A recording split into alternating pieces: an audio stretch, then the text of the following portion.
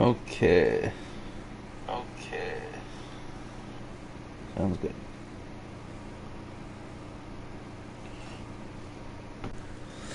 Current time is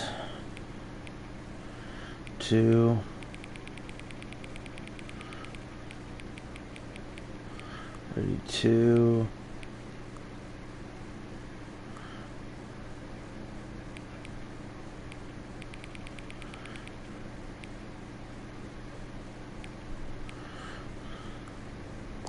Yeah.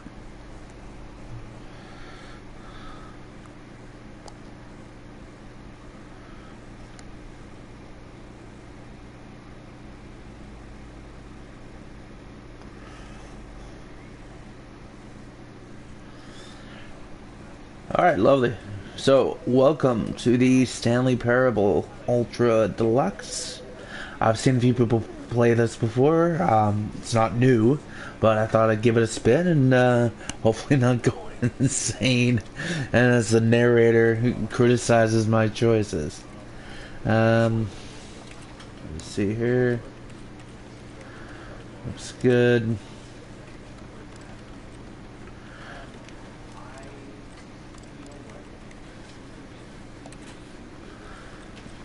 And sound effects and music down a little so we can hear the narrator at all times. Crouch, interact, move, and look. It's that simple. Wait, what's simplified controls? Move, look, and crouch. Interesting.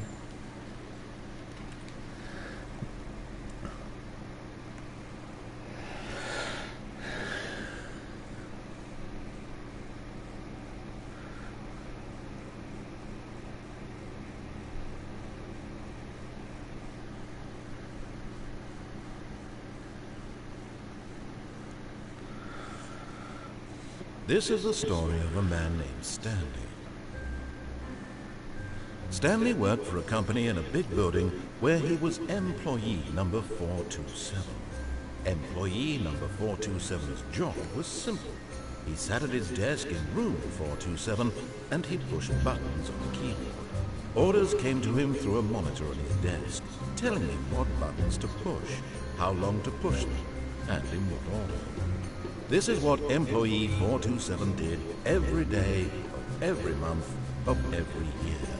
And although others might have considered it soul-whipping, Stanley relished every moment that the orders came in, as though he had been made exactly for this job. And Stanley was happy. And then one day, something very peculiar happened. Something that would forever change Stanley. Something he would never quite forget.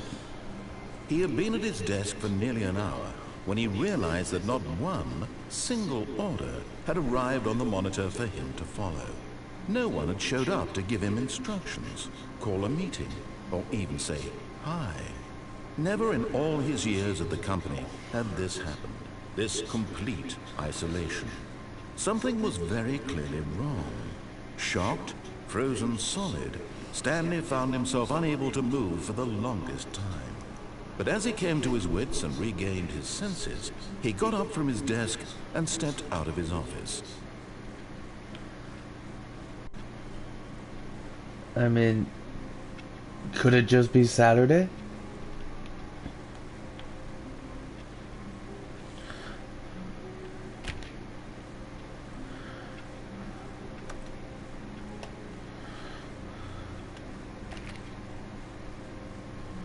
All of his co-workers were gone.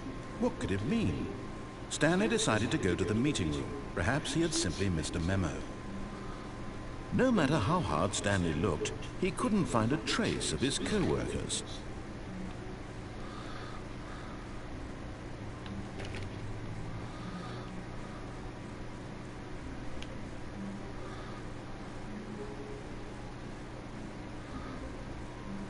Is there only 428 people? Oh, 30. Never mind.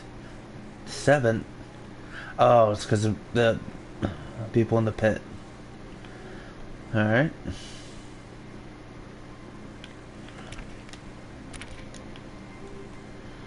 Yeah, I mean, it could just be Saturday.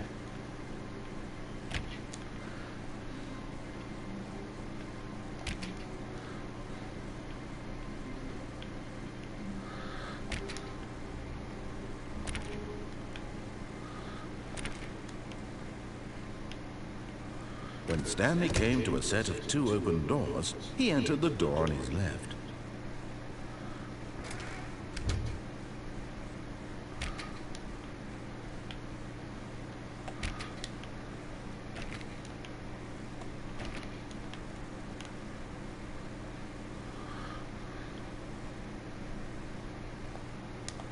Oh, seems I made my choice. Huh.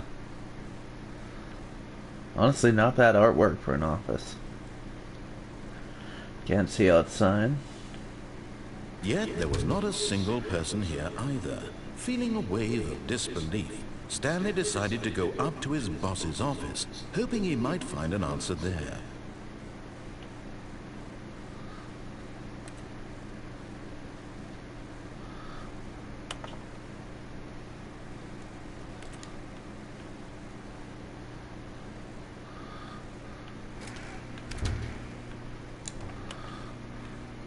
Stanley stepped into the broom closet, but there was nothing here, so he turned around and got back on track.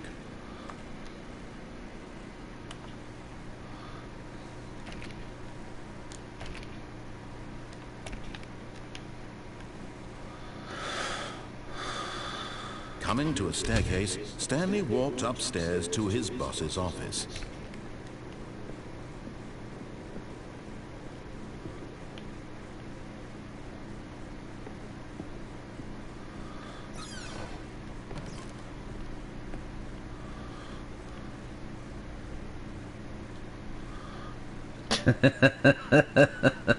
Money in the morning, money in the evening, money for breakfast, money crisp. uh.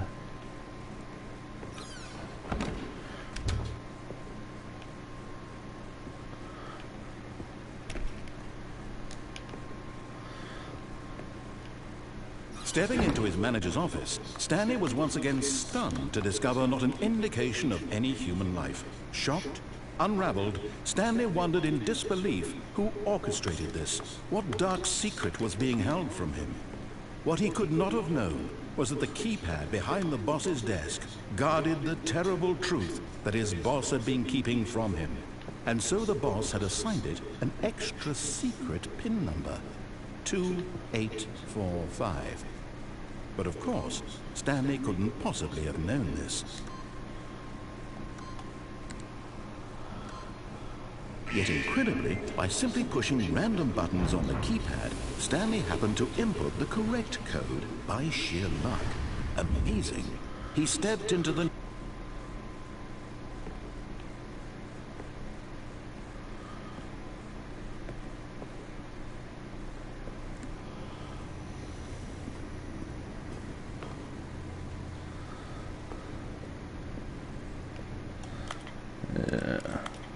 I'm turn the brightness up if I can.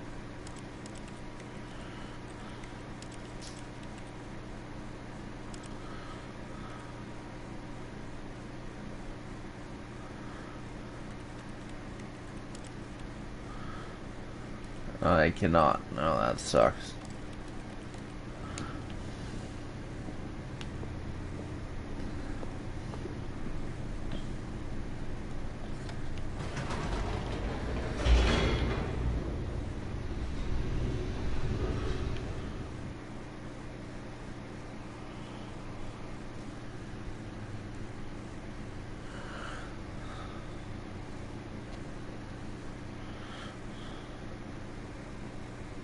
Descending deeper into the building, Stanley realized he felt a bit peculiar.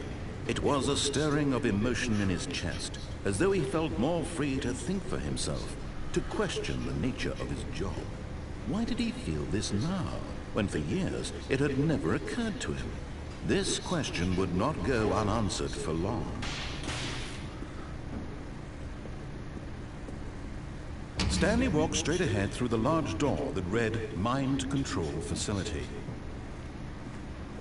Although this passageway had the word escape written on it, the truth was that at the end of this hall, Stanley would meet his violent death. Would he? The door behind him was not shut. Stanley still had every opportunity to turn around and get back on track.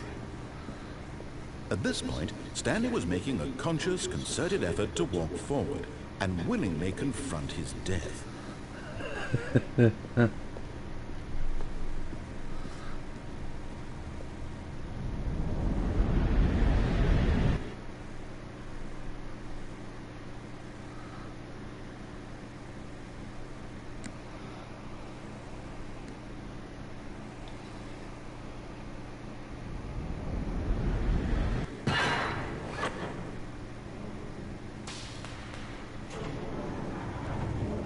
As the machine whirred into motion and Stanley was inched closer and closer to his demise, he reflected that his life had been of no consequence whatsoever. Stanley can't see the bigger picture. He doesn't know the real story, trapped forever in his narrow vision of what this world is. Perhaps his death was of no great loss, like plucking the eyeballs from a blind man. And so he resigned and willingly accepted this violent end to his brief and shallow life. Farewell, Stanley.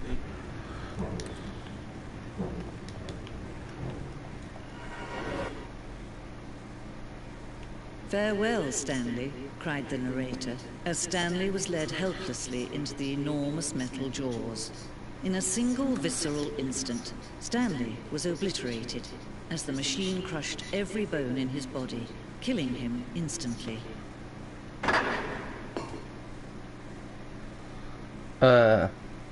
I guess not. And yet it would be just a few minutes before Stanley would restart the game, back in his office, as alive as ever.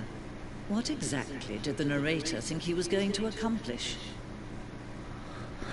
When every path you can walk has been created for you long in advance, death becomes meaningless, making life the same. Do you see now? Do you see that Stanley was already dead from the moment he hit start?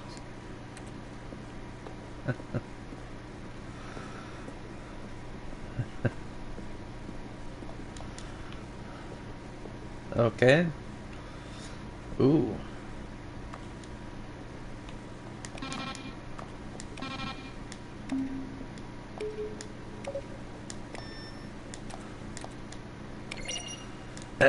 Oh, I like number 5 best.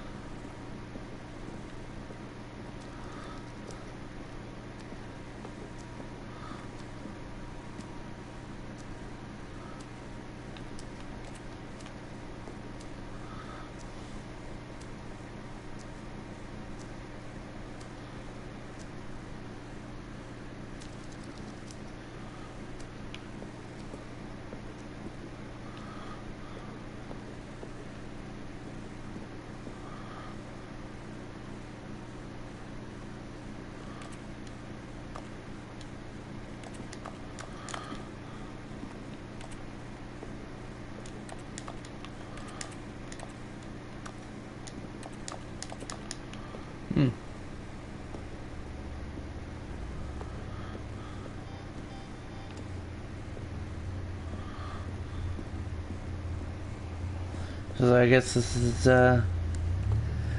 some stuff that was in the previous build.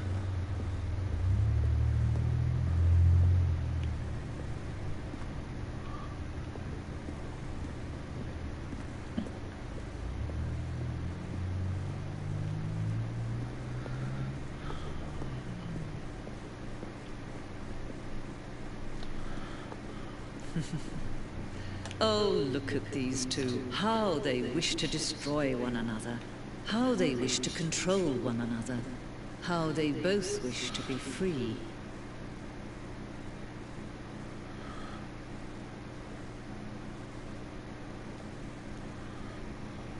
Can you see? Can you see how much they need one another? No, perhaps not. Sometimes these things cannot be seen. But listen to me. You can still save these two. You can stop the program before they both fail. Turn off your PlayStation. There's no other way to beat this game. As long as you move forward, you'll be walking someone else's path. Stop now and it'll be your only true choice. Whatever you do, choose it. Don't let time choose for you. Don't let...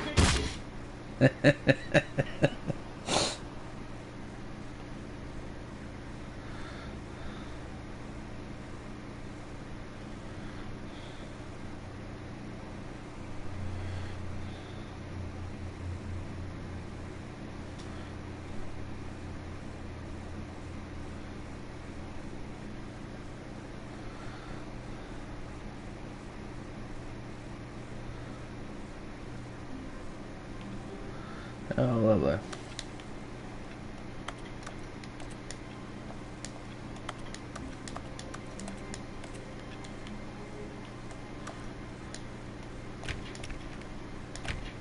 All of his co-workers were gone. What could it mean? Stanley decided to go to the meeting room. Perhaps he had simply missed a memo. Alright, let's try this again. When Stanley came to a set of 2 open doors, he entered the door on his left.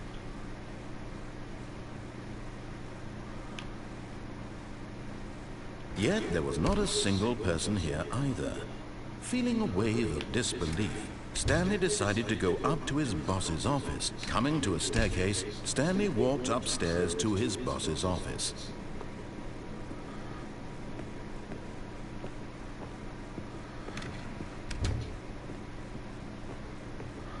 Stepping into his manager's office, Stanley was once again stunned to discover not an indication of any human life. What could it mean? Stanley wondered aloud to nobody. He began wildly tearing through papers on the boss's desk, pulling books off the shelf, looking behind paintings, desperate for clues to his situation. But his attention was caught by a keypad behind the boss's desk. What could its purpose be? In fact, this keypad guarded the terrible secret that lay buried below his feet. And so the boss had assigned it an extra secret PIN number, 2845. But of course, Stanley couldn't possibly have known this.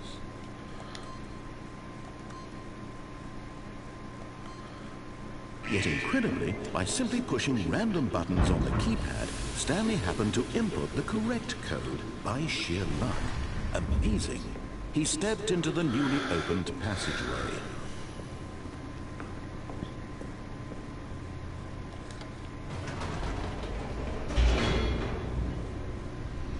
So I guess we go to the mind control facility instead of trying to escape.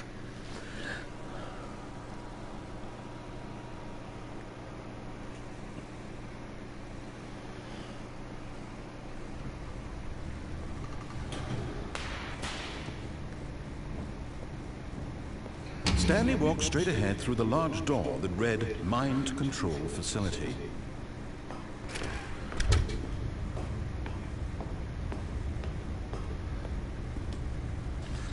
The lights rose on an enormous room packed with television screens.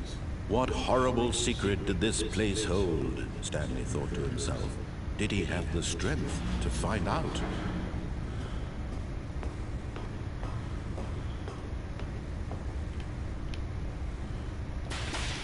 Now the monitors jumped to life, their true nature revealed. Each bore the number of an employee in the building, Stanley's co-workers.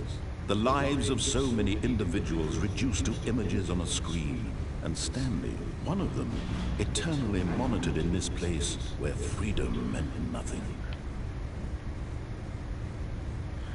Oh, 104 was fired. Alright, let's find mine. We'll be right there. There it is. Third row, 41. And Stanley, if I remember correctly, is 427. Yeah, that looks like his office. Okay. Moving on, moving on. This mind control facility, it was too horrible to believe. It couldn't be true. Had Stanley really been under someone's control all this time? Was this the only reason he was happy with his boring job? That his emotions had been manipulated to accept it blindly? No.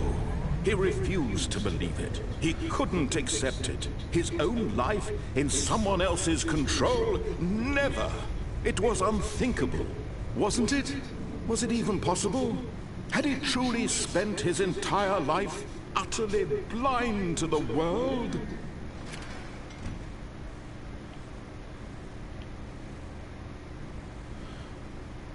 But here was the proof. The heart of the operation.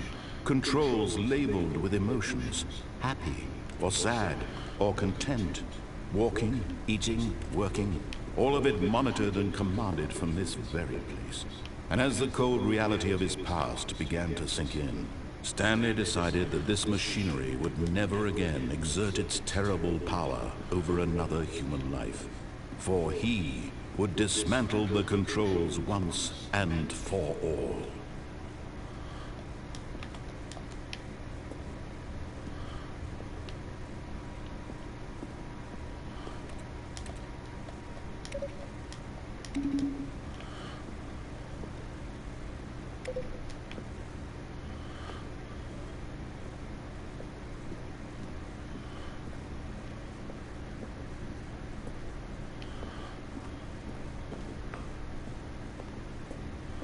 That's 5.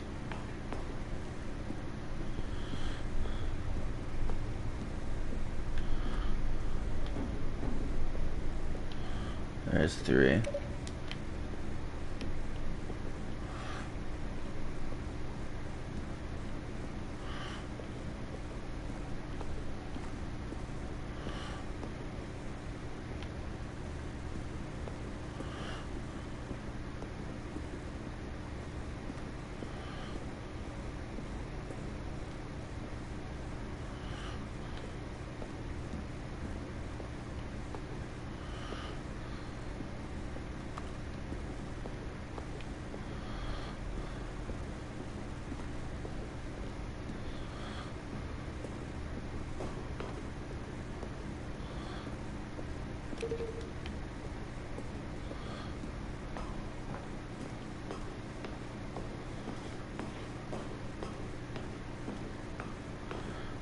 And when at last he found the source of...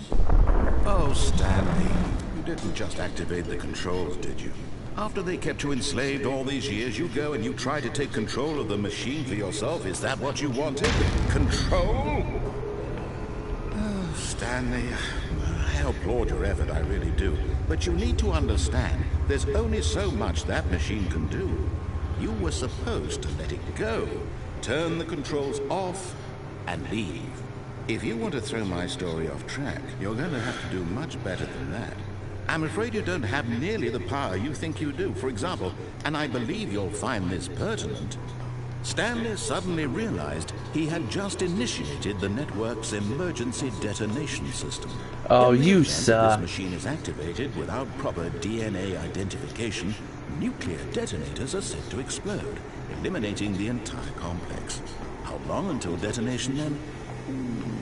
Let's say 2 minutes. Ah, now this is making things a little more fun, isn't it, Stanley?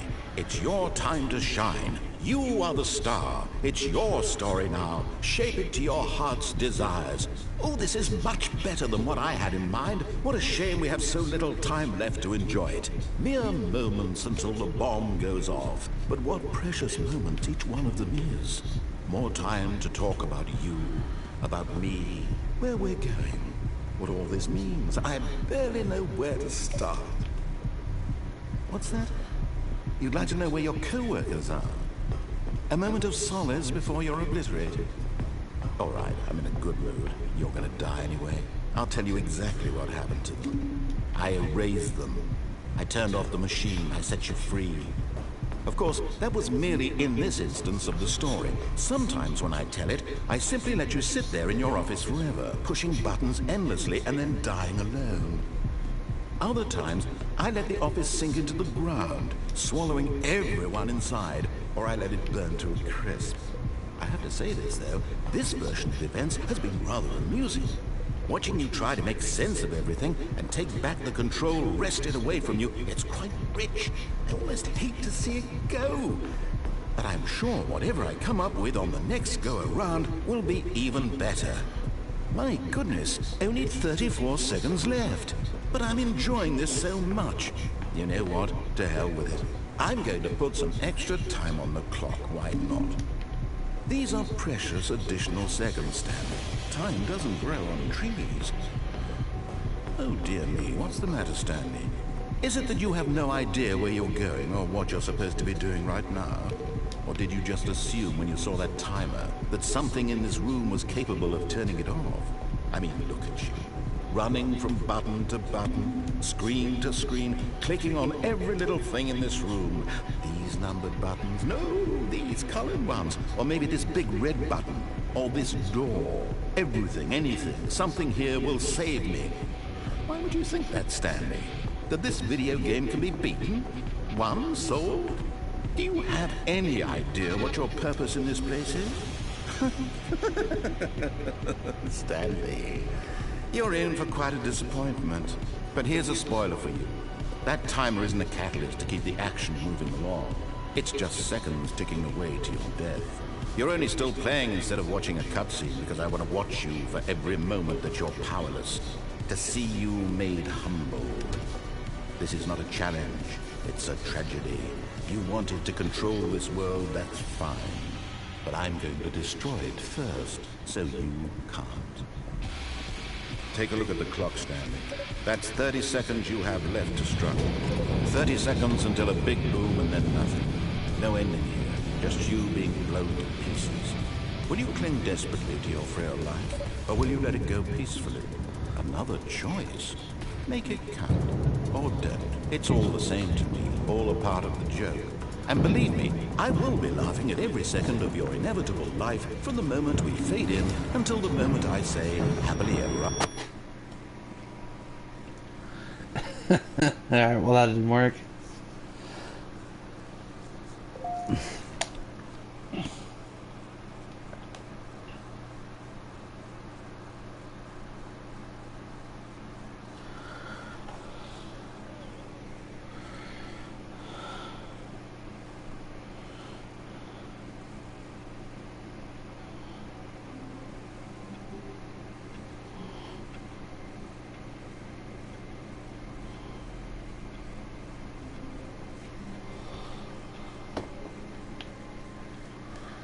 All of his co-workers were gone.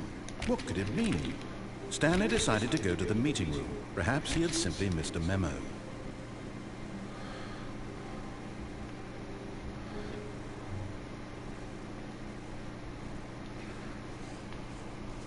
When Stanley came to a set of 2 open doors, he entered the door on his left.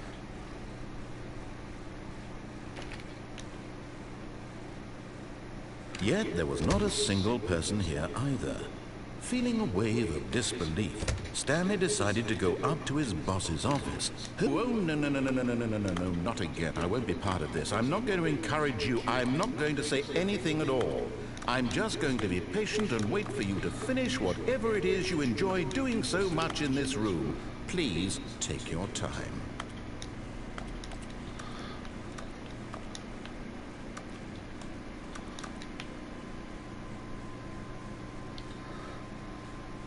Coming to a staircase, Stanley walked upstairs to his boss's office.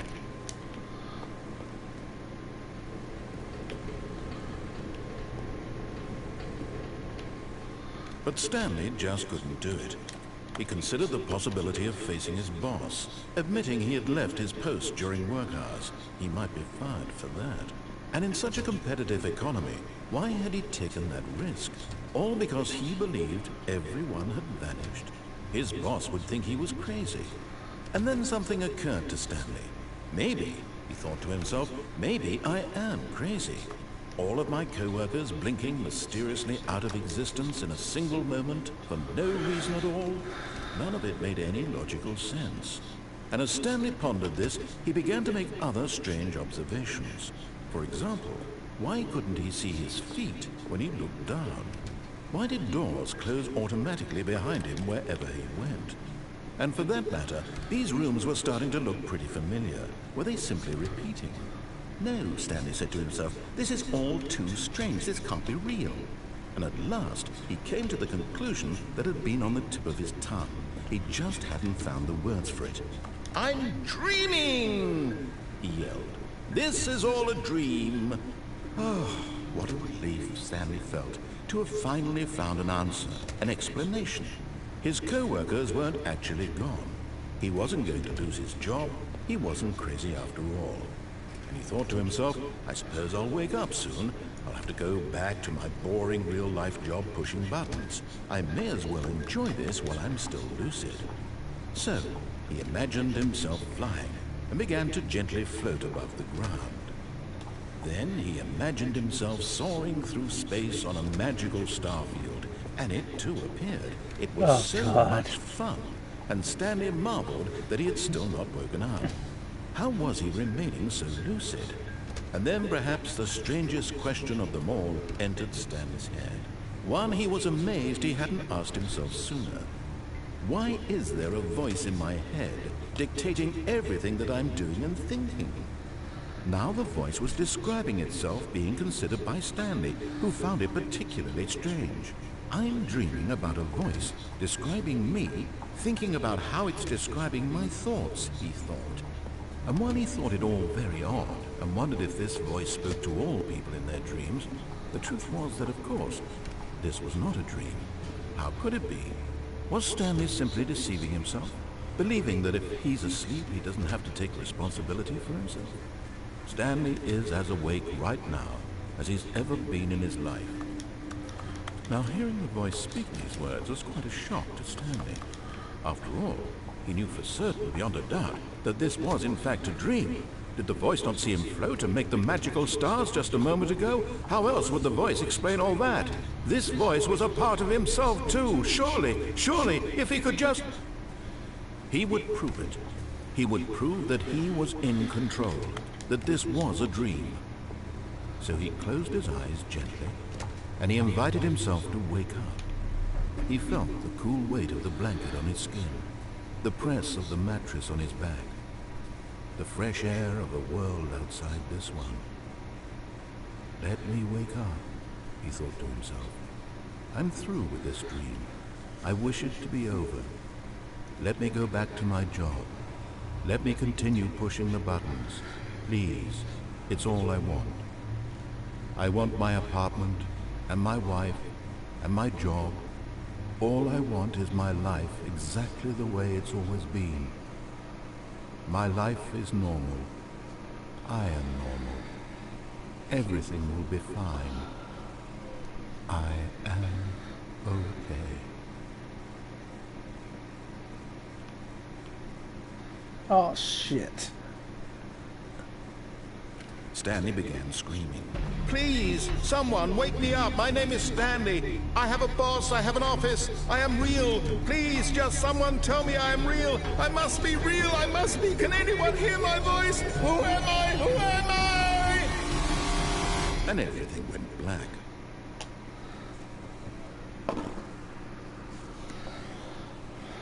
This is the story of a woman named Mariella. Huh? Mariella woke up on a day like any other. She arose, got dressed, gathered her belongings, and walked to her place of work. But on this particular day, her walk was interrupted by the body of a man who had stumbled through town talking and screaming to himself, and then collapsed dead on the sidewalk. And although she would soon turn to go call for an ambulance, for just a few brief moments, she considered the strange man. He was obviously crazy. This much she knew. Everyone knows what crazy people look like. And in that moment, she thought to herself how lucky she was to be normal. I am sane. I am in control of my mind. I know what is real and what isn't. It was comforting to think this, and in a certain way, seeing this man made her feel better. But then she remembered the meeting she had scheduled for that day. The very important people whose impressions of her would affect her career, and by extension, the rest of her life. She had no time for this, so it was only a moment that she stood there, staring down at the body. And then she turned and ran.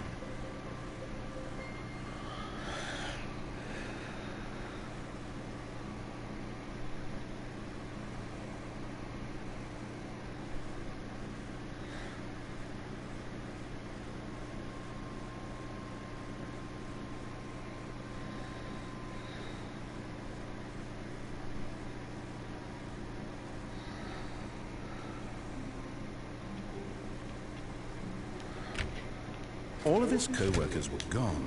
What could it mean? Stanley decided... Oh, please. Are you really just doing this for the trophy? Click a door 5 times? Is that all you think a trophy is worth? No. I can't just give these merits away for such little effort. A measly 5 clicks. Now, suppose you were to click the door 20 times. I would say that's the kind of effort that warrants recognition. I have to say, I'm still not feeling the satisfaction of witnessing true effort for a noble cause. Perhaps 50 clicks will do it. Oh, Yes, Jesus. almost certainly 50 clicks.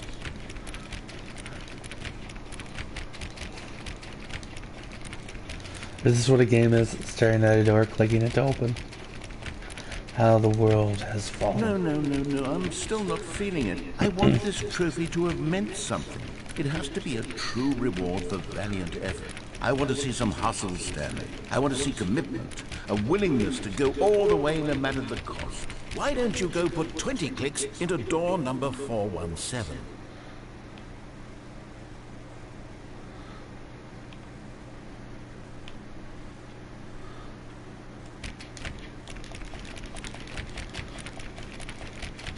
Oh, great. Now, go click a few times on door 437. It's a bloody minigame now. There it is.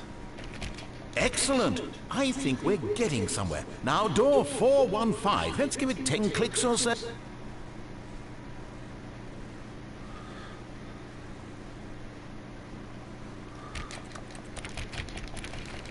Now, back to door number 437.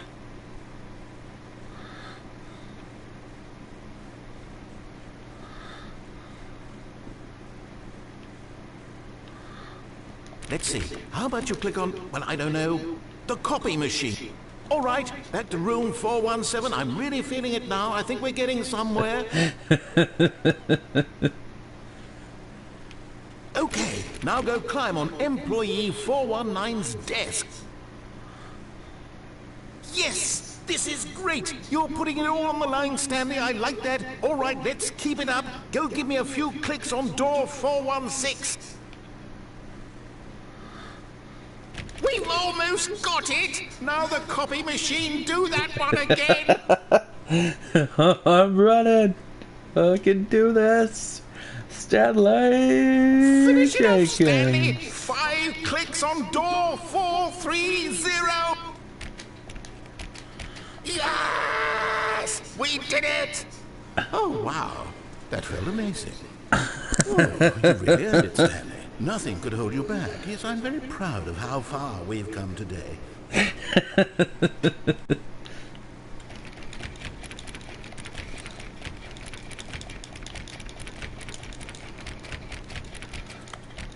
Any more dialogue?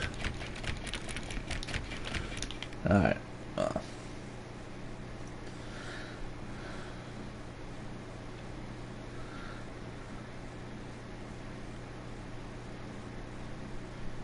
When Stanley came to a set of 2 open, this was not the correct way to the meeting room, and Stanley knew it perfectly well. Perhaps he wanted to stop by the employee lounge first, just to admire it.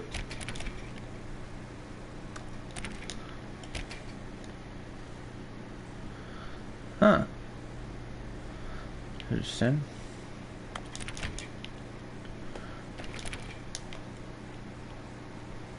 Yes, truly a room worth admiring. It had really been worth the detour after all, just to spend a few moments here in this immaculate, beautifully constructed room. Stanley simply stood here, drinking it all in. But eager to get back to business, Stanley took the first open door on his left.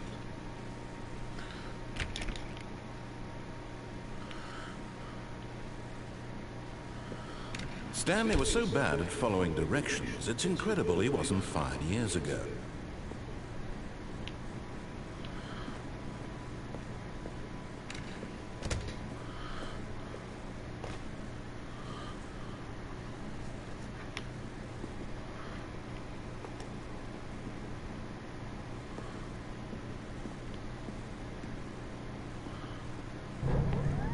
Look, Stanley, I think perhaps we've gotten off on the wrong foot here. I'm not your enemy, really, I'm not. I realize that investing your trust in someone else can be difficult, but the fact is that the story has been about nothing but you all this time. There's someone you've been neglecting, Stanley. What? Really?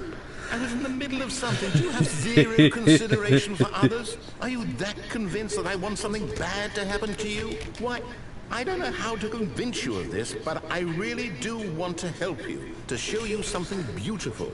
Look, let me prove it. Let me prove that I'm on your side. Give me a chance. Now listen carefully, this is important. Stanley walked through the red door.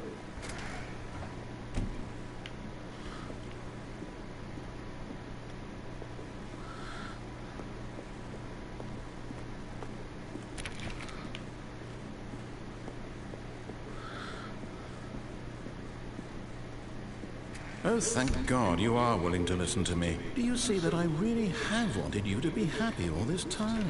The problem is all these choices. The two of us always trying to get somewhere that isn't here. Running and running and running, just the way you're doing right now.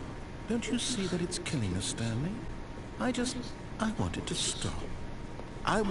We would both be so much happier if we just stopped. And I think I have a solution. Here. Let me show you.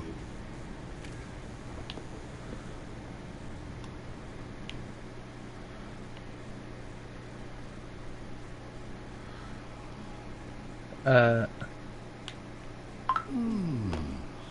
do we want?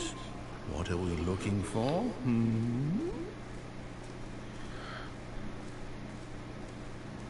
Here. Yes. Oh, it's beautiful, isn't it? If we just stay right here, right in this moment with this place, Stanley, I think I feel happy. I actually feel happy.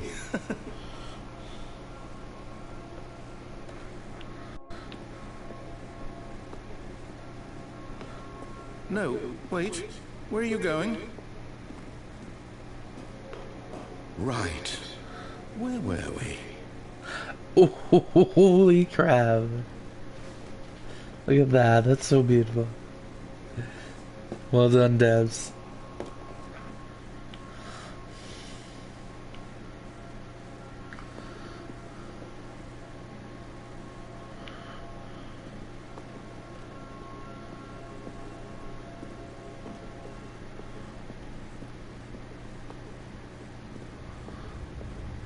Oh no. Stay away from those stairs. If you hurt yourself, if you die, the game will reset. We'll lose all of this.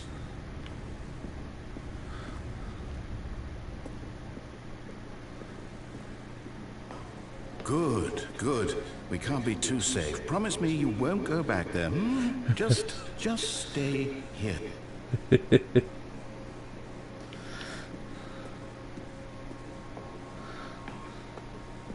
No. What do we talk about? You're risking everything we achieved here.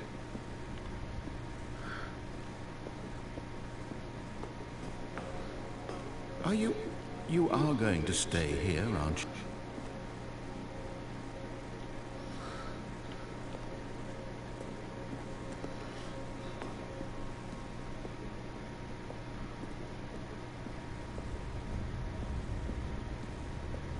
You heard me before, didn't you? You will die! What about this isn't getting through to you?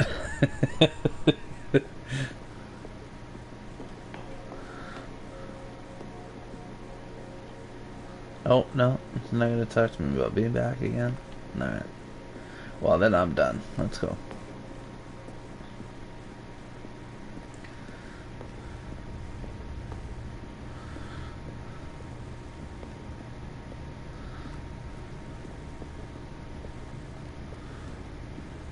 Please, no, Stanley, let me stay here. Don't take this from me.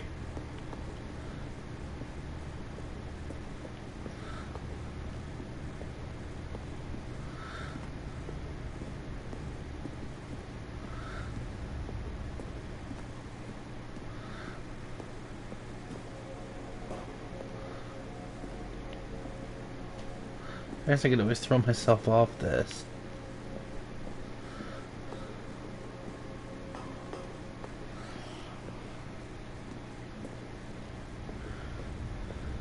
Alright.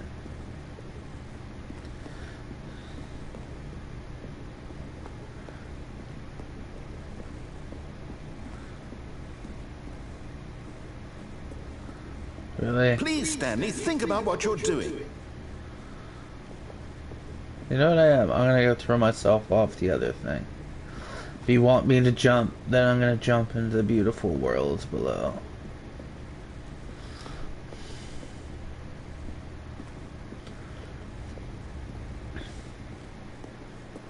Oh my. Let's reset. Alright, here we go.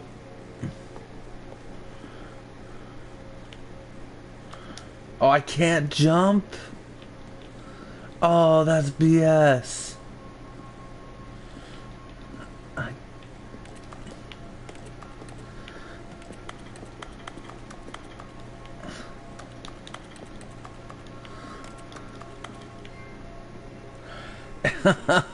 Oh, boo. I can't jump. Got that trophy.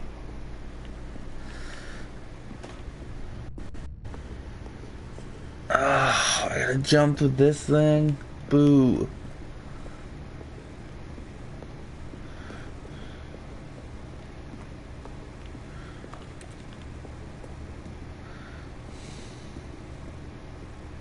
No!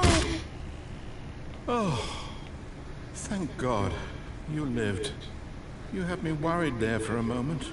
Now, can we please get back to the other room?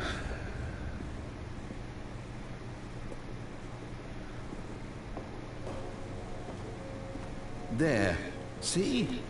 This is what you want. This is where we can both be happy. We really can. If we stop moving, we just have to stop moving.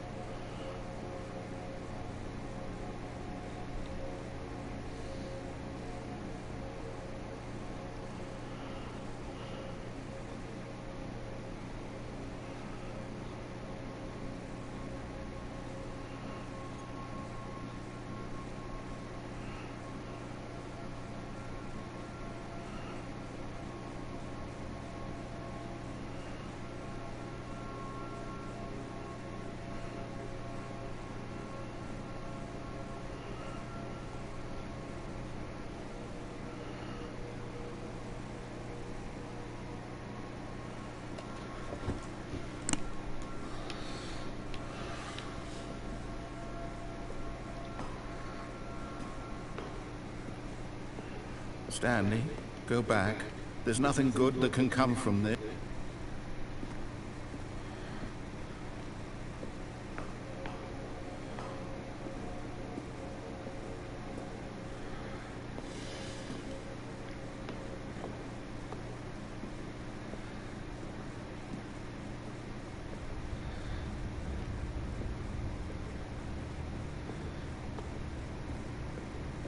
No. No, no, what do you do? Do you just not believe me? What can I say to convince you?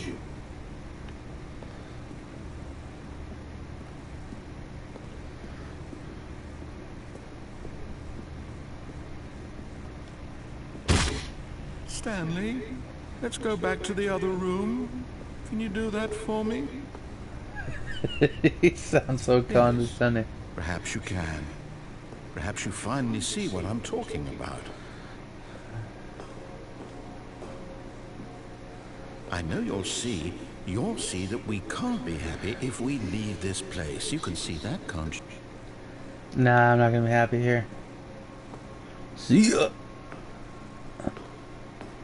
Gonna go yeet myself off some stairs. Perhaps not.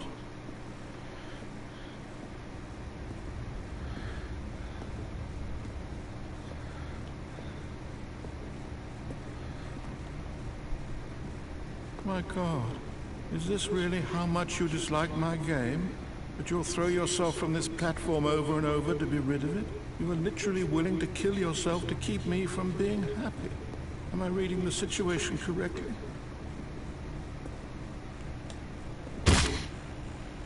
Maybe you're just getting a kick out of it. I don't know anymore. I just wanted us to get along. Do you actually want to stay alive? Oh, I'm actually Or going are you slower just now. teasing me?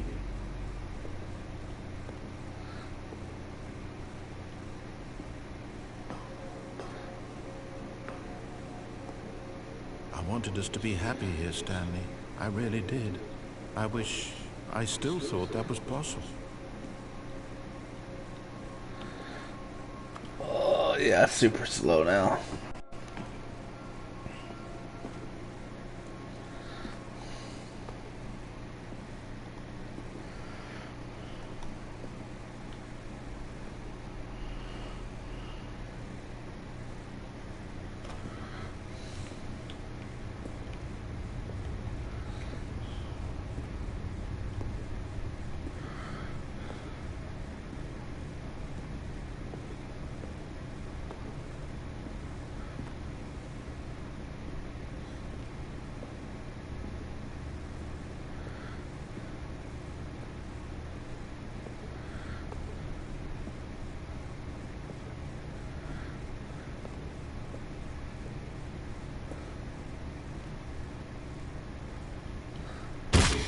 Is it over?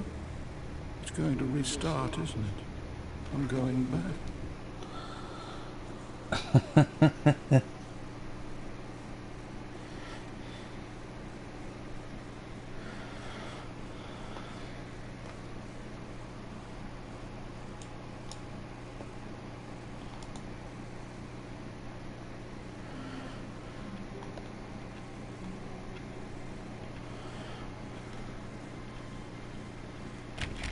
Already this was uncomfortable, and Stanley decided that as soon as he found a new space he felt safe in, that he would never leave it again in his life.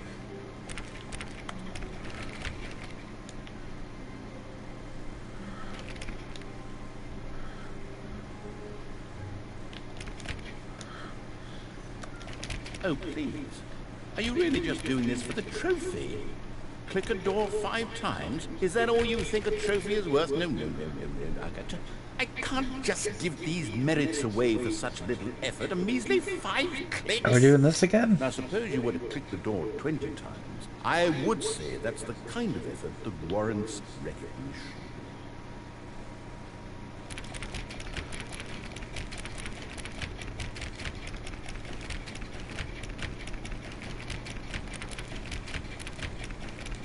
Oh, is it gonna be that door?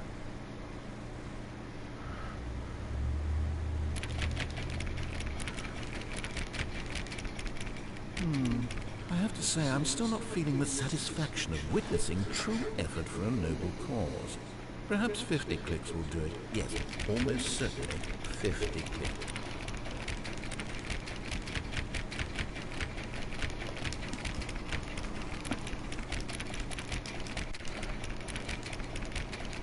No, I'm still not feeling it. I want this trophy to have meant something. It has to be a true reward for valiant effort. I want to see some hustle, Stanley. I want to see commitment, a willingness to go all the way no matter the cost. Why don't you go put 20 clicks into door number 417?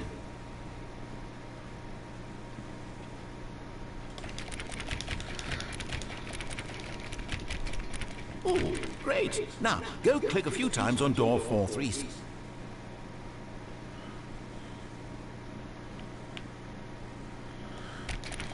Excellent. I think we're getting somewhere. Now, door 415. Let's give it 10 clicks or so.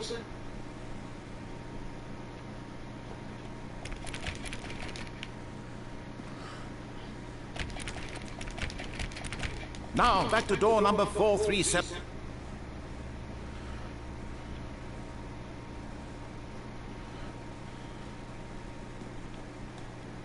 Let's see. How about you click on, well, I don't know. All right, back to room 417. I'm really feeling it now. I think we're getting somewhere.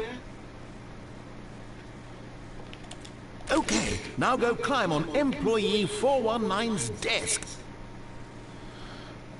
Yes, this is great. You're putting it all on the line, Stanley. I like that. All right, let's keep it up. Go give me a few clicks on door 416. We've almost got it! Now the copy machine, do that one again!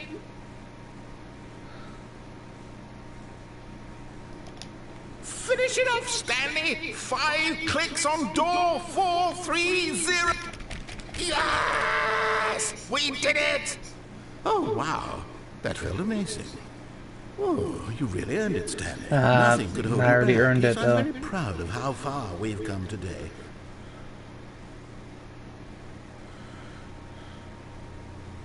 When Stanley came to a set of 2 open, this was not the correct way to the meeting room, and Stanley knew it perfectly well. Perhaps he wanted to stop by the employee lounge first, just to admire it. Wow, yes, this room. But eager to get back to business, Stanley took the first open door on his left. Stanley was so bad at following directions, it's incredible he wasn't fired years ago. Look, Stanley, I think perhaps we've gotten off on the wrong foot here. I'm not your enemy, really, I'm not. I realize that investing your trust in someone else can be difficult, but the fact is that the story has been about nothing but you. But in his eagerness to prove that he is in control of the story and no one gets to tell him what to do, Stanley leapt from the platform and plunged to his death. Good job, Stanley. Everyone thinks you are very powerful.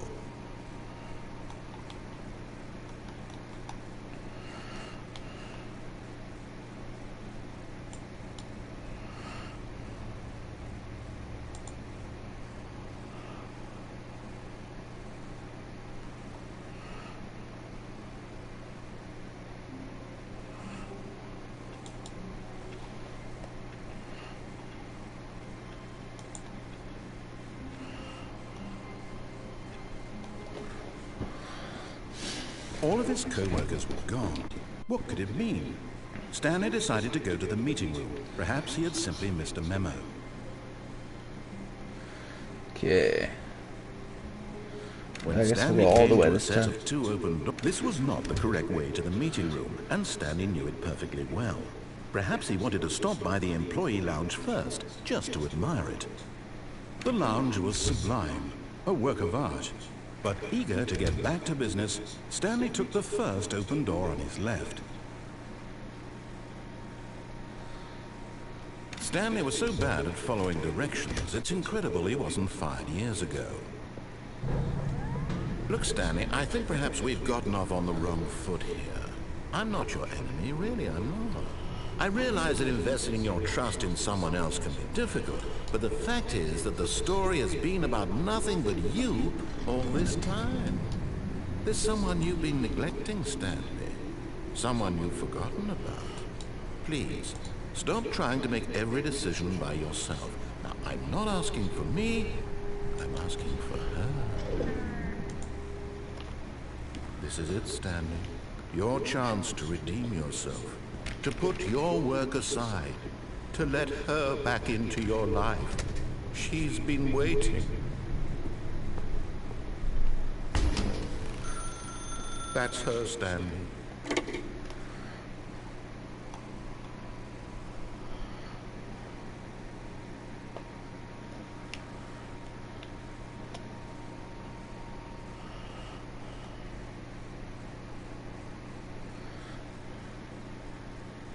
Oh, Stanley, is that you?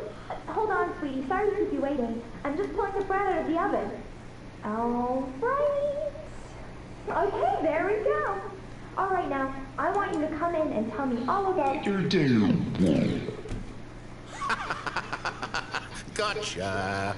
Oh, come on. Did you actually think you had a loving wife who'd want to commit their life to you? I'm trying to make a point here, Stanley. I'm trying to get you to see something. Come inside. Let me show you what's really going on here.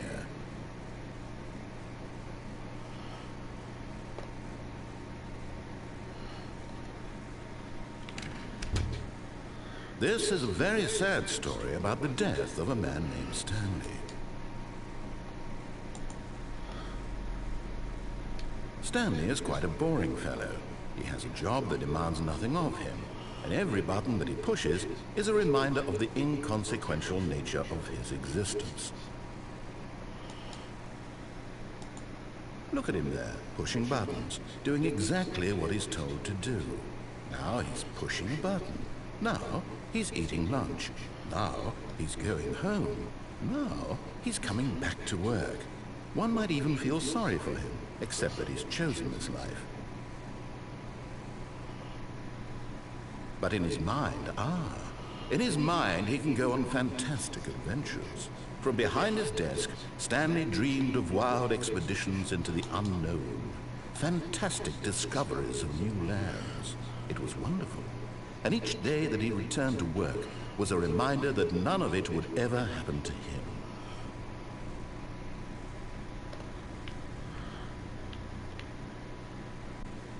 And so he began to fantasize about his own job. First, he imagined that one day while at work, he stepped up from his desk to realize that all of his co-workers, his boss, everyone in the building had suddenly vanished off the face of the earth. The thought excited him terribly. So he went further. He imagined that he came to two open doors and that he could go through either. At last, choice. It barely even mattered what lay behind each door. The mere thought that his decisions would mean something was almost too wonderful to behold. As he wandered through this fantasy world, he began to fill it with many possible paths and destinations. Down one path lay an enormous round room with monitors and mind controls. And down another was a yellow line that weaved in many directions. And down another was a game with a baby. And he called it the Stanley Parable. It was such a wonderful fantasy, and so in his head he relived it again, and then again, and again, over and over, wishing beyond hope that it would never end, that he might always feel this free. Surely there's an answer down some new path, mustn't there be? Perhaps if he played just one more time. But there is no answer. How could there possibly be? In reality, all he's doing is pushing the same buttons he always has. Nothing has changed. The longer he spends here, the more invested he gets. The more he forgets which life is the real one. And I'm trying to tell him this. That in this world he can never be anything but an observer. That as long as he remains here, he's slowly killing himself. But he won't listen to me. He won't stop. Here, watch this. Stanley, the next time the screen asks you to push a button, do not do it.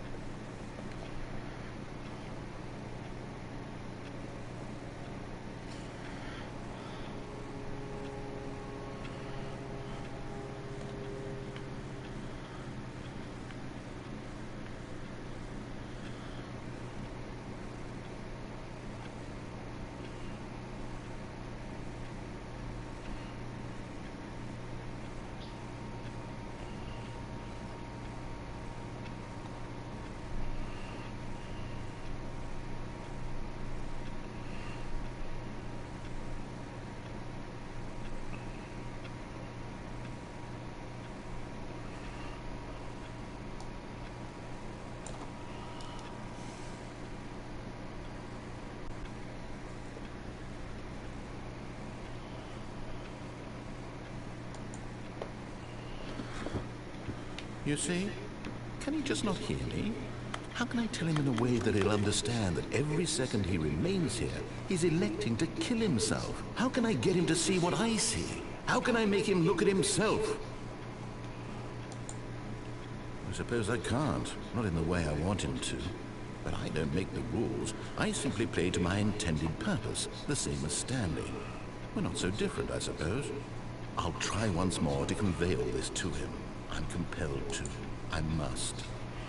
Perhaps, well, maybe this time you'll see. Maybe this time.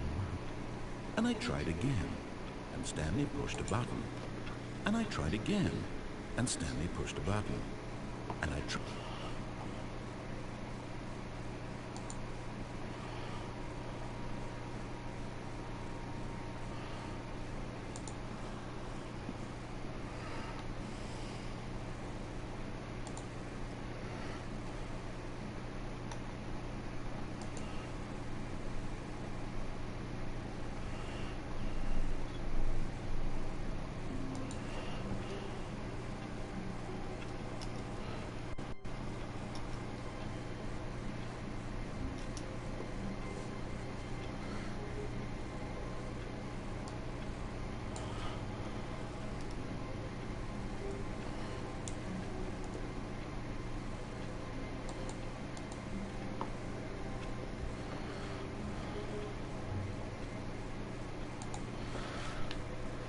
Okay, is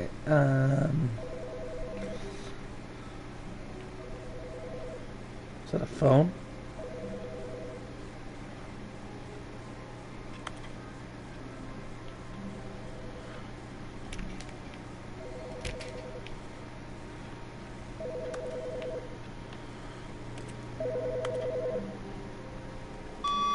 Good morning. Thank you for contacting the Future Happiness Foundation. We are confirming your shipment of 1,327 cardboard boxes to your place of work. Can you verify that this is correct?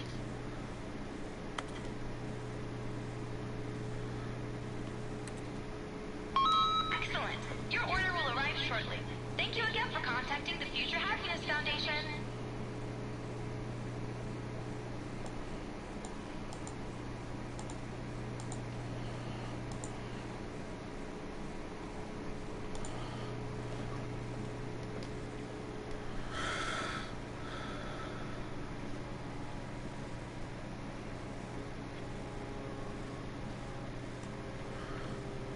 Oh, new content? What does that mean, new content?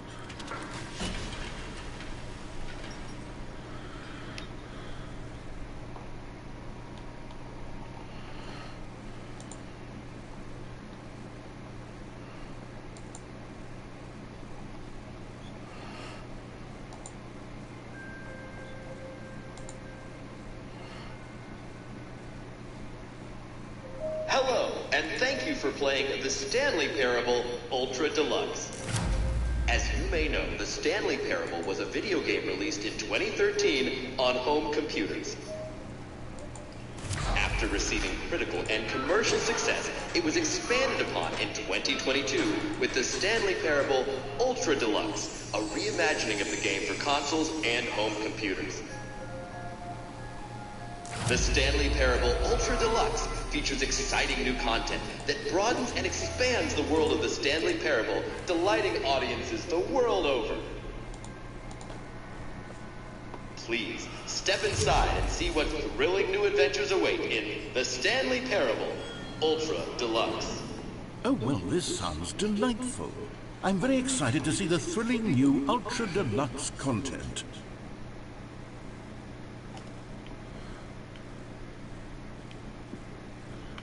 Okay, so far it's an elevator. Nothing special yet, but I'm sure it's just the beginning of a mesmerizing adventure.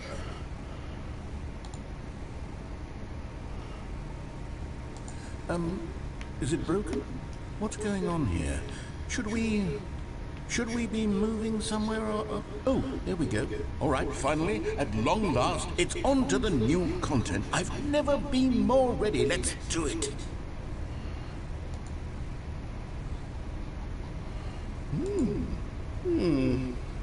I have to say initial impressions of Stanley Parable Ultra Deluxe mostly tedious. It's as if Oh, okay. Let's see the content. Give me the content, Stanley.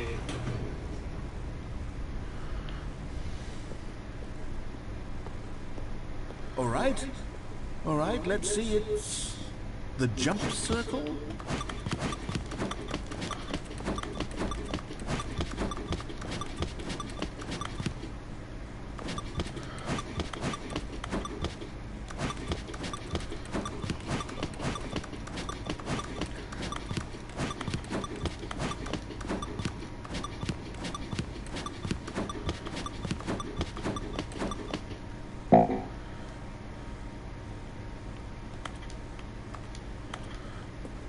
Uh-huh.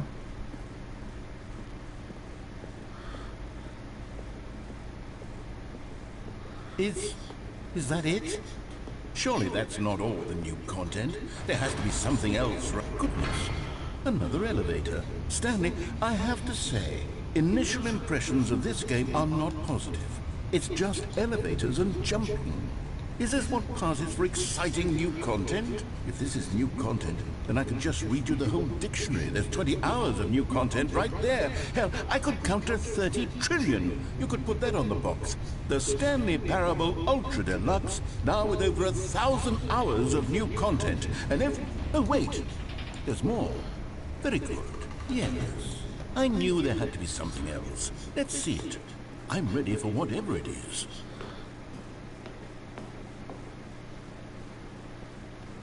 That's it? Oh, you've got to be kidding me. You see, Stanley? This is what happens when greedy video game developers with no respect for their fan base rush a cheap expansion to market for no reason other than to make an easy dollar. And don't get me started on the level of craftsmanship that's gone into it. In fact, I'm looking right now at the game's trophies, and it's hard to believe one of them actually says, "Test trophy, please ignore." What quality assurance department signed off on this? I'm infuriated and I'm offended, and I intend to find these people on Twitter and hold them personally accountable. It's my fault, Stanley. I built up too much anticipation around the new content, I'm afraid. It could never have lived up to such expectations. If you're still with me, why don't we just reset the game, and we'll try to get back to what the Stanley Parable is really about. No frills, no gimmicks. Just you and me having a great time together like always. What do you say, friend? All right.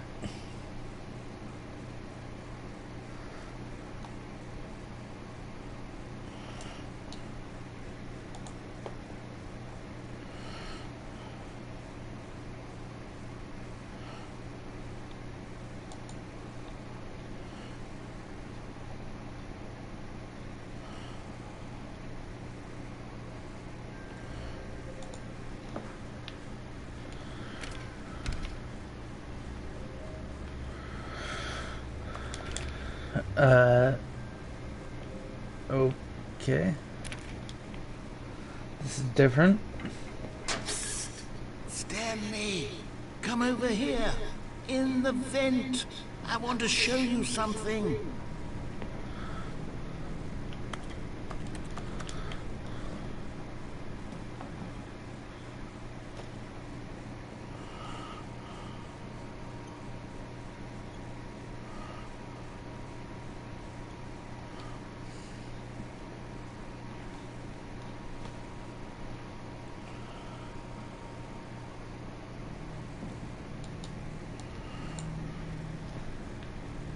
Okay, you remember how cheap and unsatisfying the new Ultra Deluxe content turned out to be? Well, it got me thinking about the past, and how much better the Stanley Parable used to be. So I made something special, and tucked it away here where the game's developers won't find it. Just our little secret. Take a look. I call it the Memory Zone. It's where I've been storing all my favorite memories so I can relive the peak experiences of my life whenever I want. Experiences like the launch of the Stanley Parable on PC. You see, Stanley, doesn't the Memory Zone remind you of how wonderful Stanley Parable was before it was sullied with a cheap PlayStation port? Remember back in October of 2013, when the game originally launched? Back then, video games had integrity. Back then, it all meant something. Oh, the waste.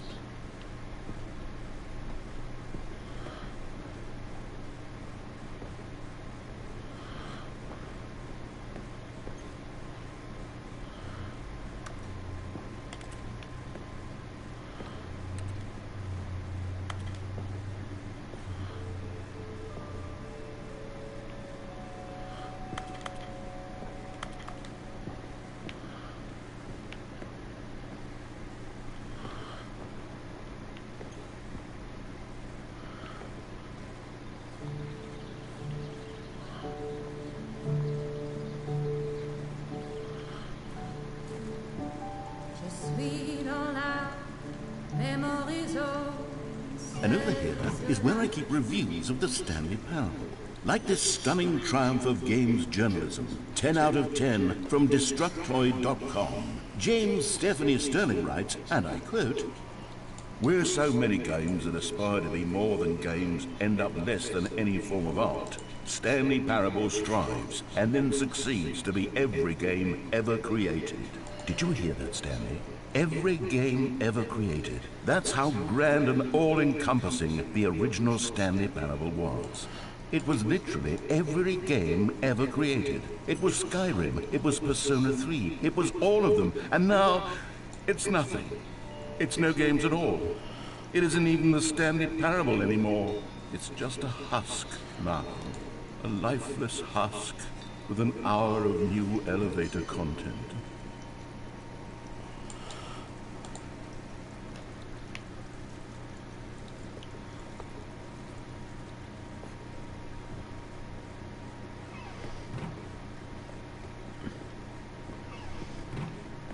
Here's another moving passage, this time from GameSpot.com. The Stanley Parable is both a richly stimulating commentary on the nature of choice in games, and one that offers some of the most enjoyable, surprising, and rewarding choices I've ever been confronted with in a game. 9 out of 10. Don't you get it, Stanley? The game was perfect. It didn't need anything else. It didn't need new content. All they had to do was transport it in pristine condition along to the PlayStation, boom, done. And they couldn't even do that. Couldn't resist the urge to go meddling with a beloved franchise.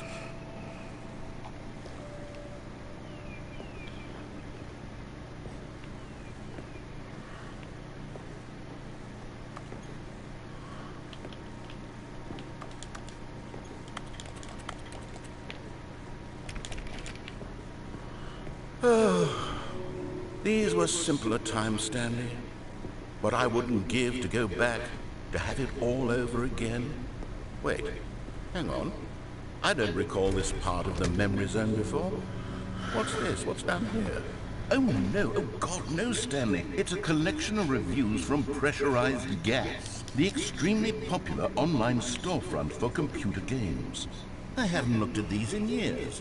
I can't even imagine what's been collecting down here. Surely these reviews were glowing as well, weren't they? Honestly, I could not be bothered to play this game to full completion. The narrator is obnoxious and unfunny, with his humor and dialogue proving to be more irritating than entertaining. Unfunny! I'm not trying to be funny. I'm trying to make a serious work of art. I suppose I could write up a handful of gags to insert into the Stanley Parable, but the game is already such a densely layered web of profound philosophical insights that I can't even imagine where I'd have the room to stick them.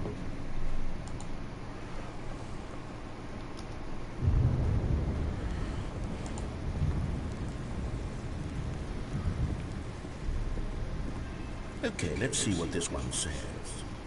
While the idea for the game is good, for someone who prefers non-linear games, this preachiness gets annoying fast. Preachy? Stanley? I'm not preachy, am I?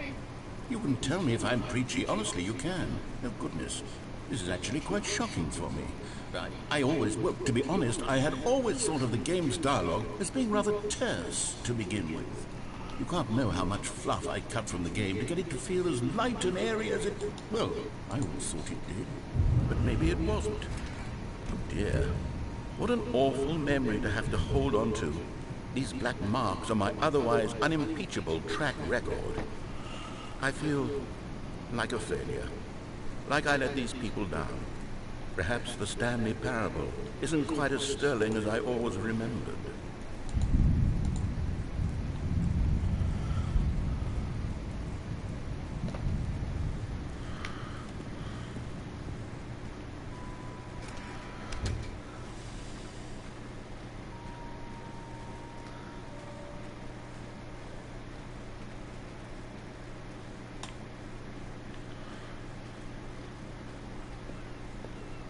What's this one got to say? You constantly have to stop doing anything so the narrator can catch up with his long-winded explanations of what's happened. I wish there was a skip button. A skip button? Well, yes. Yes, I think we can do that. If I'm truly too preachy, then maybe letting you skip ahead for just a moment, surely it couldn't hurt. Not if it means we can strike these negative reviews from the record. Only positive reviews of the Stanley Parable. That's my motto today, and it's always been my motto. I'd do anything for the customer, Stanley. Yes, a skip button we shall have. And here it is. Go ahead. Oh, you're back, you see. You were only frozen in time for a few minutes, but it was plenty of time for me to deliver a long, rambling monologue full of unnecessary verbal flourishes and lengthy ruminations on the nature of choice in video games. Of course, I happen to believe it was perhaps one of my more profound such ruminations. Not that, of course, you need a description of it, but if I had to describe it, I'd say it was perhaps less of a rumination and more of a treatise. Or maybe a manifesto. Look, I'll outline it for you very briefly, and you can tell me what you think. Okay, so my theory is that any choice you've ever made is simply a series of choices made... Well there, sport. You really did catch me rambling on a bit, didn't you? But that's the power of the button. The minute I start to go off on a thoughtless display of self-absorption, it's right at your fingertips to go poof, and it's all over. I can't wait to see what Cookie 9 will say about this, and whether they'll edit the rating of their pressurized gas review, or at least change some of the wording, perhaps. To be honest, I don't even know if one can change their review in the first place. I guess I should become better educated on how exactly pressurized gas works. Perhaps that would have been a smart thing to check on before I went on about this whole exercise of making the skip button. Although I have to imagine that after seeing this exciting new technology at work, surely whoever it is who runs pressurized gas will instantly run out and implement a new feature to make it possible to edit one's review merely because of this very situation. Yes, I think that's quite likely. Or perhaps they'll simply grant this particular user the ability to change their review so that the feature is not widely abused. Look, I would even be okay with pressurized gas altering this particular review so that it reads as something more beneficial. Something along the lines of, this game is the best game. Let me start over. How about this? From the ashes of depravity rises the phoenix of quality. Okay, welcome back, Stanley. Now, I should say that the amount of time the button has been skipping through is becoming longer and longer. That last one was, well, I want to say maybe 30, 45 minutes? It's not unendurable by any means, but it's, well, there's really only so much I can ramble on to myself about. I know, it's shocking, isn't it? But at any rate, I do suggest that we not press the button again. I think the skip button has been aptly demonstrated, and we can say goodbye to it and just... Wait. How do we get out of here? Where did the door go?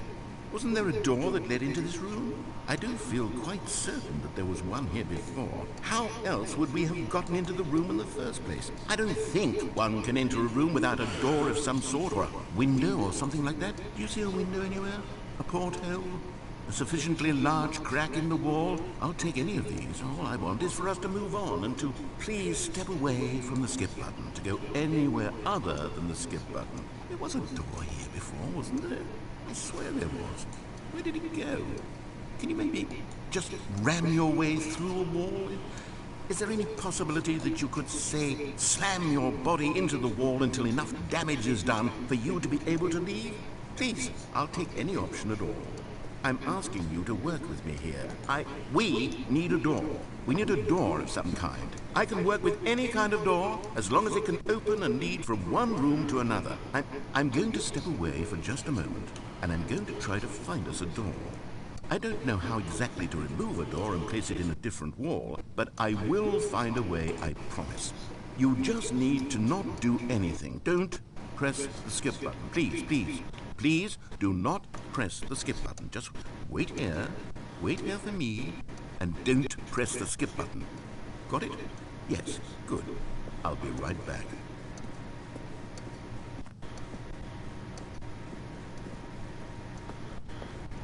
I'll give him a minute. If he doesn't come back, then I'll press the skip button.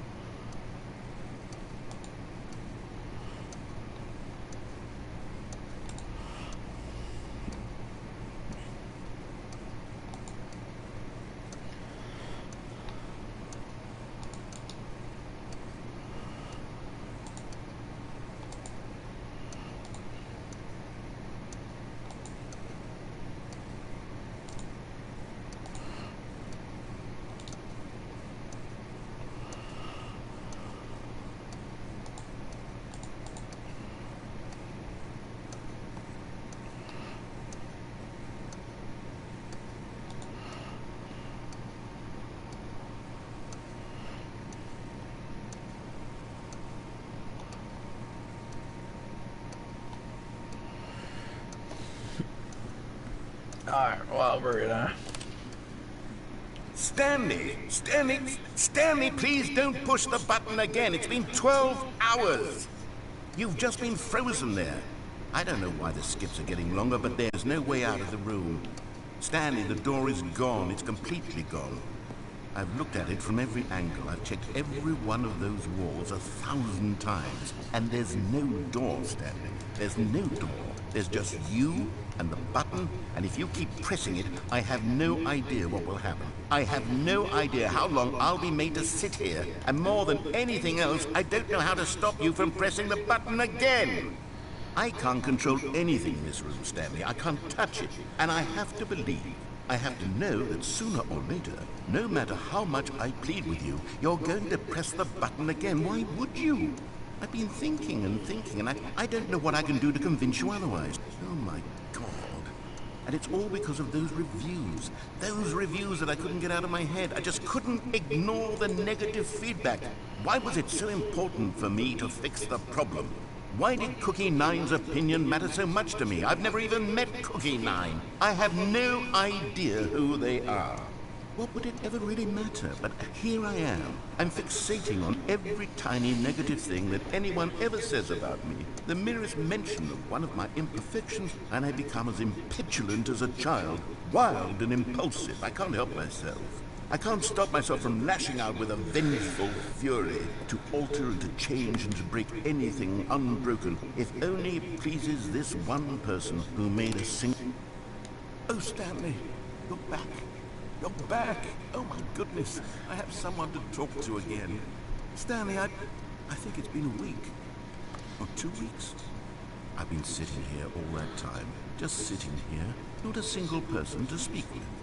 And you'd think that that's just how it's always been, right? Me talking, and you saying nothing. Would you think that it's exactly the same as always? Doesn't that feel like what we've already been doing? Oh, hello. It's you. You're here again. Welcome. I have had time to think about you and about us and about everything we've been through. I've had so much time, I stopped keeping track after a year. Have you ever sat down in one place and not moved for one entire year? Let me describe it for you. To begin with, there is only regret. There is only the turning wheel of missed opportunity.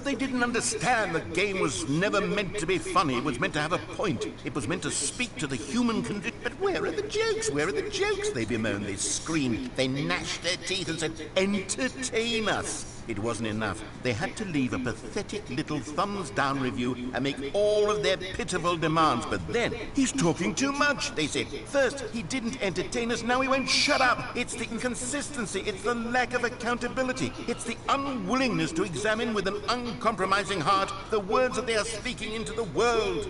As though there were no consequences for a lack of cohesion in one's assessment of others. But of course, absolutely any... Okay.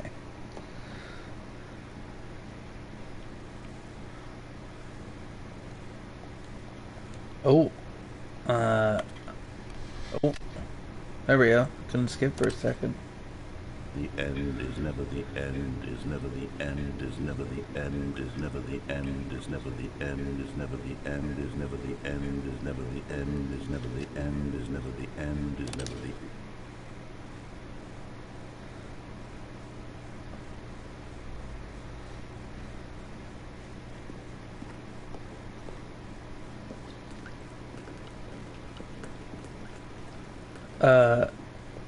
Oh. Well, that's interesting.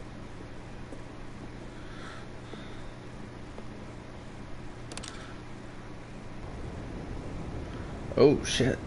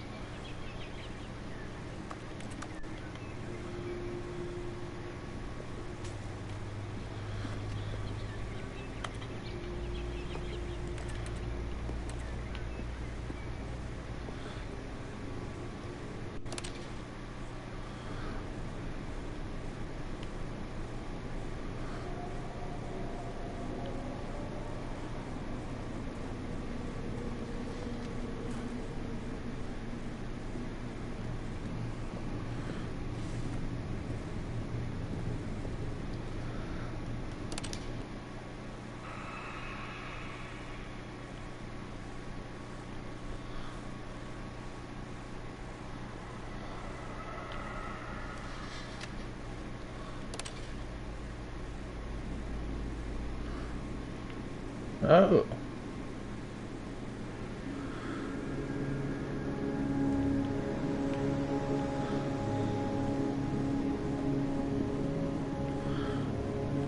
Yeah, let's go for these clouds.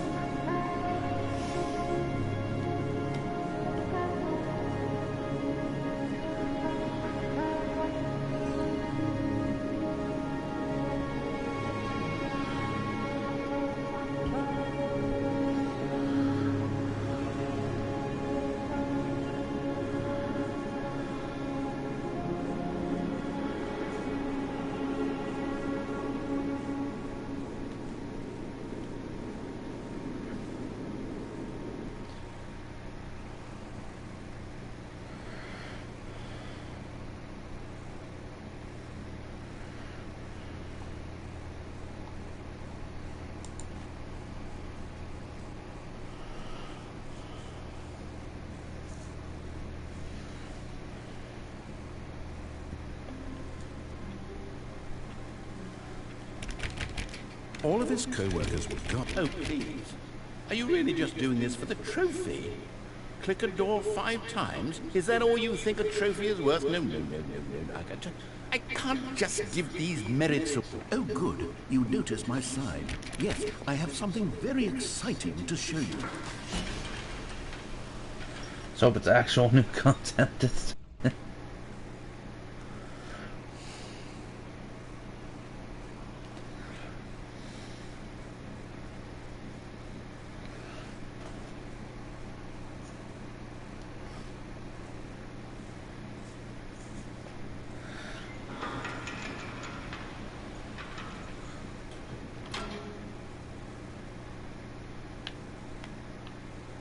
Can I go over there? Alright.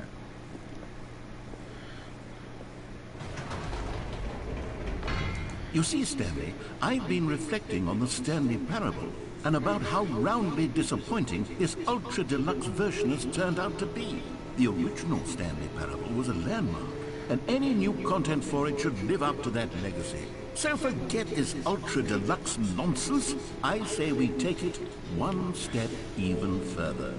Which is why I'm very proud to announce for the first time ever, the Stanley Parable 2. Oh my. Yes, you see, isn't this far superior to a measly port with a few minor additions? Think of all the new territory we'll cover with a fully fledged sequel. An entirely new experience, built from the ground up. Why, there are so many possibilities. It could go in so many different directions. This is what fans have truly been asking for.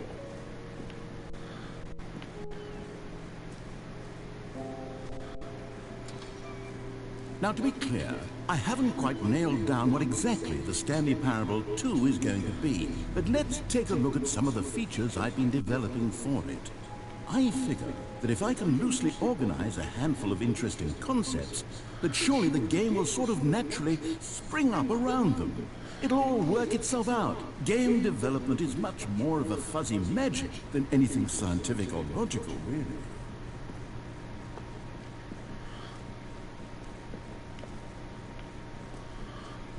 Here we are. Go on, try out some of the new features. Let's see, we've got office decorations, the reassurance bucket, and the button that says the name of the player that's playing the game. Hear your name in the game. For the Stanley Parable 2, I asked myself, what do players really want? And of course, the first and most obvious answer is that they want to be individually recognized and validated as people. So with that in mind, my first addition to the game is this button which speaks the name of the person playing the game. Isn't that wonderful? Jim. Sorry, I should have clarified. Right now, the button only says the name Jim. But of course, in the final game, this button will say your name, whatever name that is. Here, let's have you role-play as Jim to really simulate the full experience of this feature. Just play along. I promise you'll love it. Okay, here we go. Let's take a deep breath, clear your mind, forget whoever you are, and simply become a person named Jim. Jim. Whoa, hold on. I wasn't finished setting up the backstory. If you don't properly roleplay as Jim, then you'll never understand the impact of this button. Otherwise, it's just a stupid button that says somebody else's name. Okay, we're doing it again, and this time let me finish first. Now, allow yourself to become Jim. Imagine yourself driving to work as Jim, playing frisbee on the weekends as Jim, staying up all night for a popcorn and horror movie sleepover as Jim, developing a crippling substance addiction as Jim, rediscovering yourself through fringe religious groups as Jim, and finally dying a slow death at an old age, surrounded by members of your cult as Jim. Do you feel it in your soul? Are you really, truly Jim right now? If so, then please step forward and press the button. Jim. Yes, you see? What a thrill, what a rush. That was you. The button described you. Do it again, do it again. Jim. It hits even harder the second time. If this were the only new feature in the Stanley Parable 2, it would still be worth the money. Let's take a break from the gym button. I'm too emotionally drained from all of this personal validation.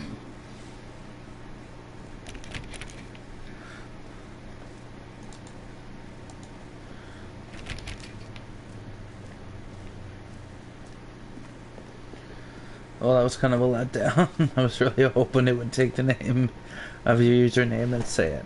And I guess not. I suppose I could allow only people named Jim to play the Stanley Parable 2. That would actually save me the work of finishing this feature.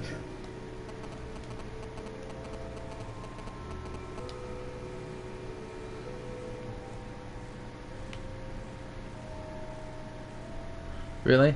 Take a screenshot in here and they don't care.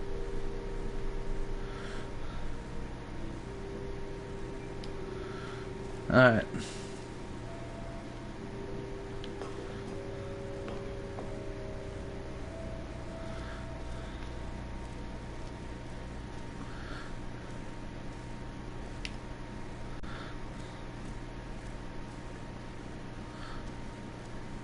Okay, I'll be honest, I haven't yet decided on this one.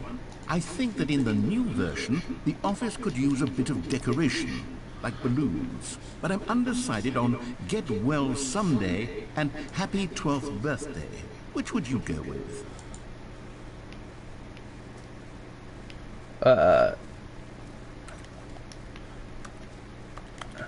Get him. Someday?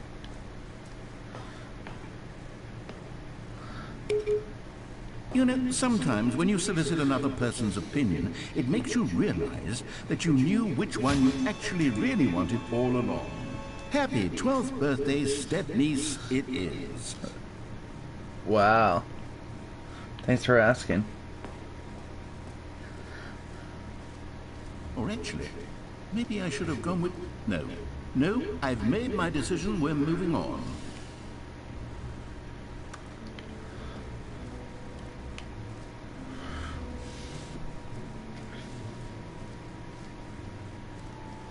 There's so many tours. Calling it the Stanley Parable 2 is just so much catchier than Ultra Deluxe, don't you think? Ultra Deluxe? What does it even mean? But the Stanley Parable 2, now that's an artistic statement right there. It's future-oriented. It screams progress and innovation and long-term franchising potential. A common complaint of the Stanley Parable was that it was confusing and paradoxical, that it engendered a chaotic sense of reckless despair in those who played it. Well, I'm happy to say that after much consideration, I've engineered a clever solution to this fundamental problem of the game. It's the Stanley Parable Reassurance Bucket. You see, Stanley, anytime you're holding the bucket, a sense of calm and ease will fill your mind and your heart. It's true. As long as you hold on to the bucket, the many disorienting contradictions of the Stanley Parable will feel perfectly normal and perhaps even comforting. You may even come to long for the gentle embrace of jarring cognitive dissonance while the bucket is in your arms. And to be honest, it's a much more convenient solution for me than actually redesigning the game to be less uncomfortable. Can you imagine what a pain in the ass that would be? Yes, the bucket is the perfect solution. Come on, give it a try.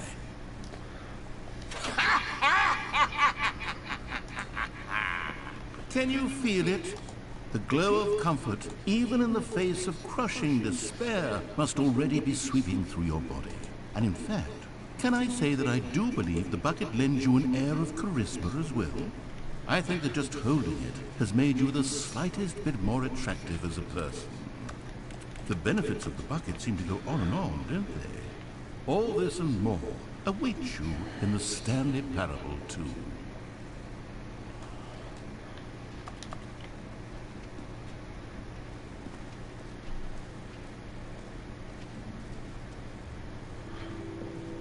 Does anyone give out awards for most enjoyable bucket in a video game? That really should be an award if it isn't already.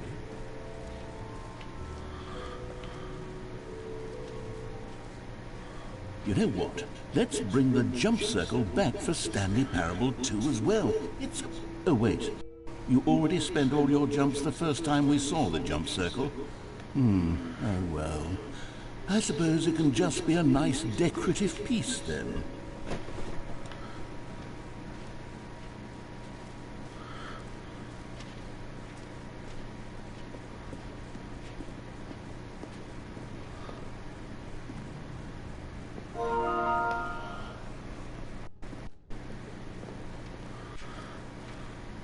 Ah, collectibles. Now it's a real video game. In the Stanley Parable 2, you'll run around gathering up these miniature Stanley figurines. And what's truly innovative is that there will be no reward for collecting all of them. I don't want to stifle the intrinsic joy of watching a number go up. You simply collect all of them, and then you move the hell on with your unremarkable life.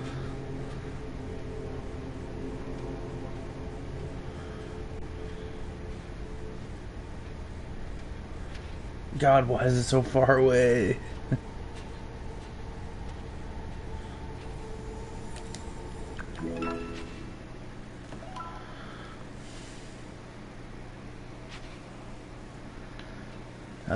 Yeah, alright, let's go find them all. God, it really is the worst when you collect everything in a video game and then they give you a big fancy reward for it. Absolutely tragic.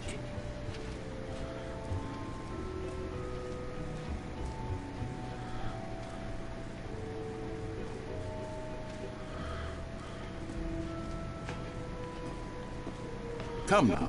You've already made your choice. It's true that you chose badly, but we all have to move on from our mistakes.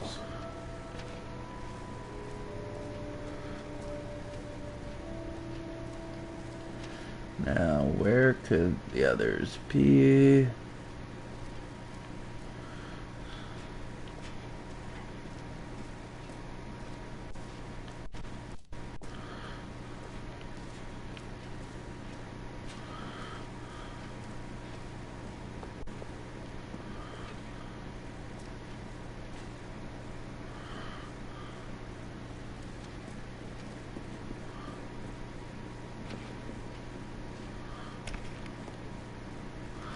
Oh yeah, I heard about this. You've gotta mess with everything.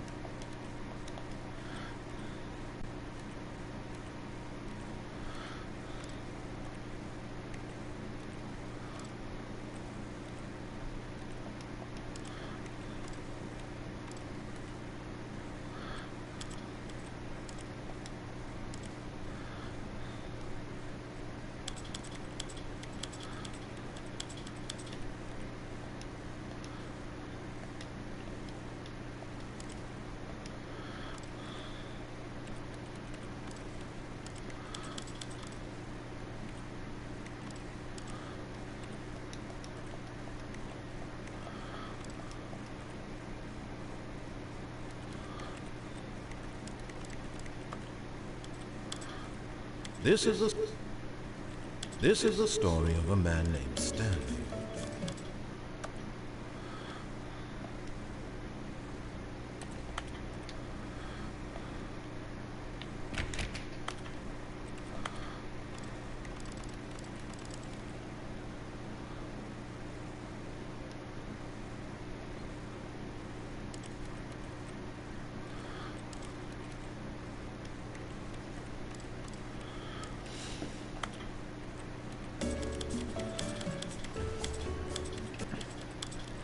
I don't know if I'm gonna be able to get this.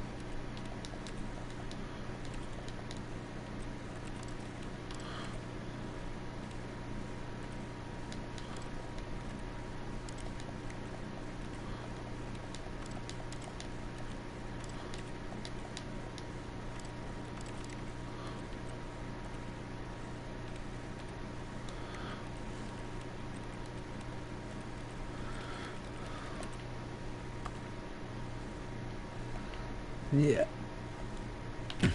Yeah, I don't think I'm gonna get that.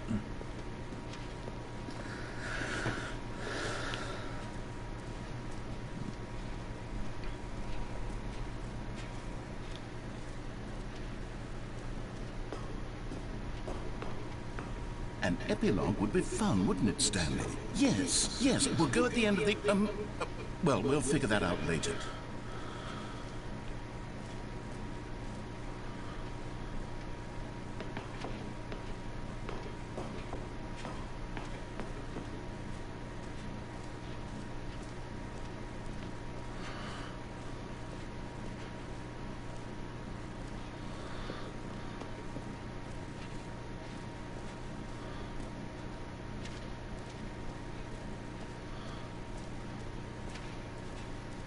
Now, here's something special. You remember that broken test trophy that got left in the game on accident?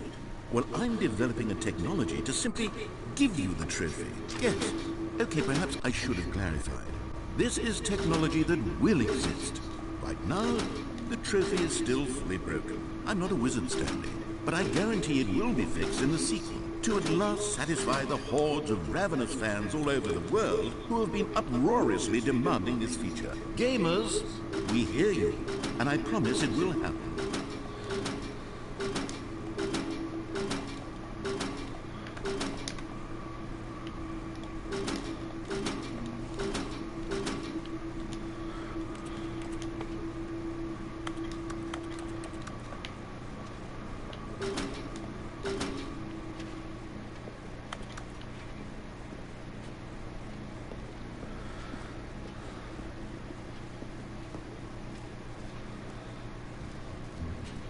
What else? What other exhibits haven't we seen yet?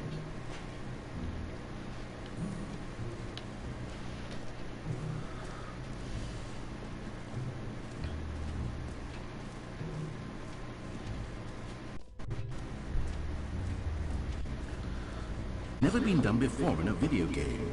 This is in fact a hole that you can fall down forever. That's right. For the end of time, if you like. A stunning leap forward for video games. You see, isn't it wonderful? One of my more ingenious concoctions, if I do say so. Now then, since you've gotten to see the infinite hole, you can press the teleport button to move onward. Now, I don't mean to be a bummer, but I do recommend you use the teleport button to go back to the top. Maybe do it on the sooner rather than later spectrum of things.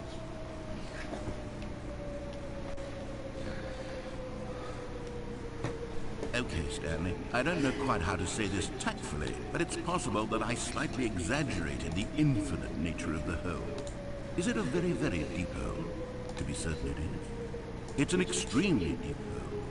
I don't want anyone to say that it isn't an astonishingly deep hole. It is. Is it infinite? Well, that sort of depends on your definition of infinity. From one perspective, the infinite is merely philosophical in nature. It's more of a... Okay, well, good for you. You found the bottom of the hole. You found me out, Stanley. I'm a liar and a cheat, and you're so clever. Look, I think the issue here is just that you're unusually fascinated by falling.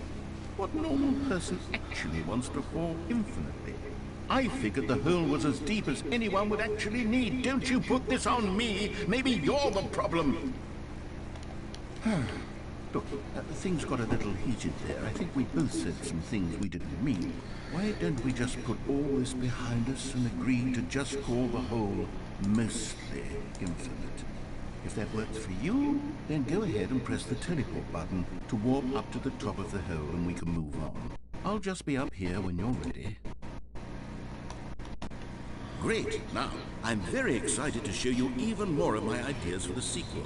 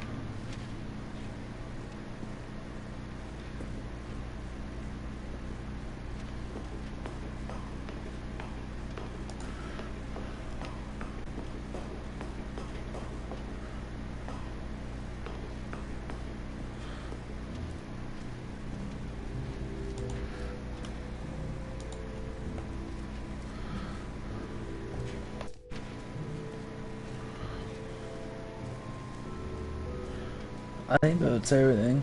Couldn't do the world settings. Been there.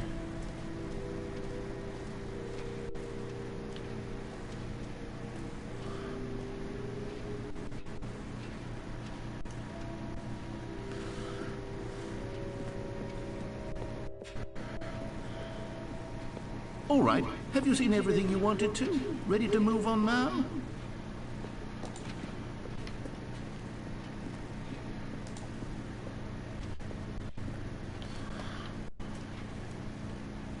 So, Stanley, what do you think? Do you like all of the new features? Yes, I know it's not exactly clear yet how exactly these features will come together as one single coherent video game, but I can feel it in my soul. It's going to work. There's definitely a good game in there somewhere. Say, let's do an experiment. I'll arrange these new features together, and we'll see whether or not it coheres into a meaningful gameplay experience. Okay. Are you ready? Here it is. I give you the Stanley Parable 2.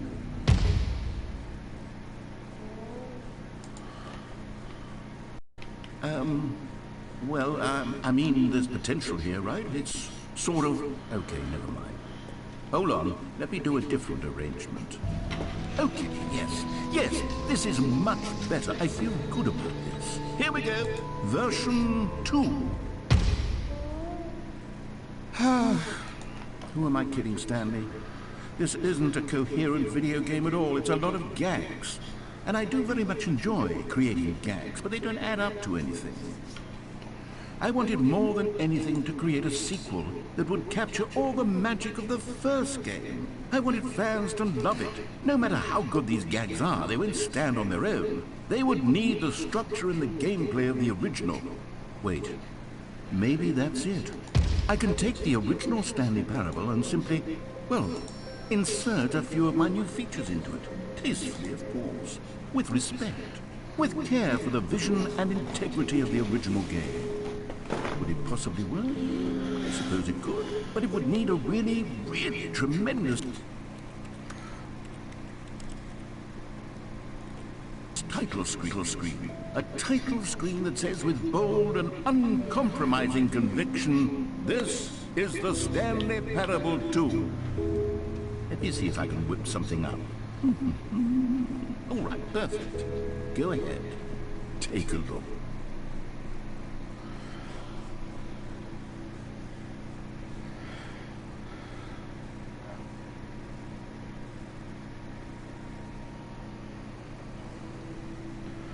Really? Well, alright then.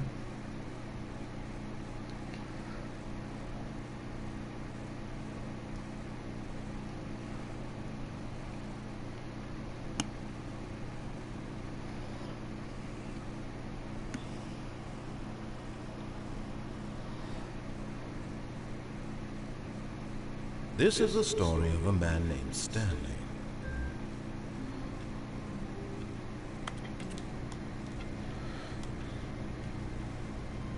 All of his co-workers were gone. Oh, please. Are you really just doing this for the trophy?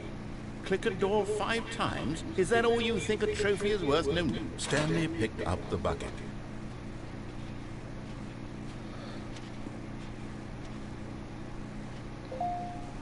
Stanley clutched the bucket tightly to his chest and entered the door on his left.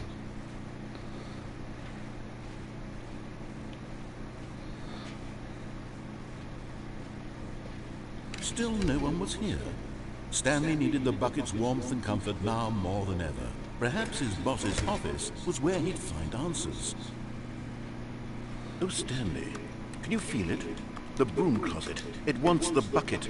You can feel that, can't you? The aura of jealousy? It's as clear as day. This broom closet believes it deserves the bucket. I can really feel it now. It's a bucket. It belongs in a broom closet. That's what the broom closet is trying to say here. It's supposed to go with the other cleaning supplies. Good for you, Stanley. Don't give in. Don't hand over the bucket. I know how hard it must be, given the pressure that the broom closet is putting on your shoulders right now, but you have to be strong. This is your bucket. This is your companion and lifelong friend. You can't hand it over. We're getting into name-calling now, it seems. Is this how low the broom closet has sunk, that it has to resort to this stream of petty insults simply in order to get you to hand over the bucket? Stanley, I never liked this broom closet for a variety of reasons, but even this is worse than I had imagined.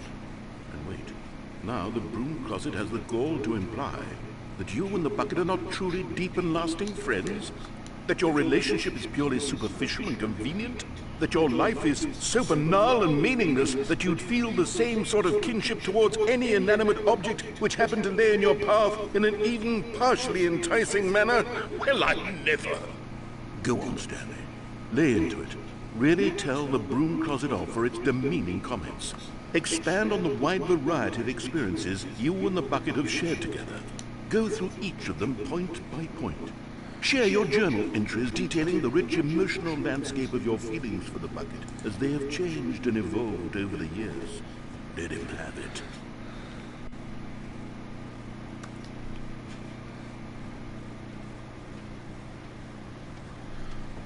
Okay, I've got you something which I think will help settle this debate once and for all.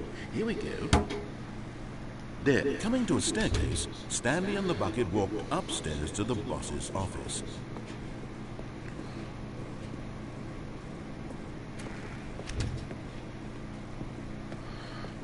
Stepping into his manager's office, Stanley was once again stunned to discover not an indication of any human life. Crushed by the weight of this revelation, Stanley may have broken, but Stanley guessed the correct code by sheer luck. Was it that the bucket knew all along? Was the bucket guiding him? Yes, this is certainly the most logical explanation.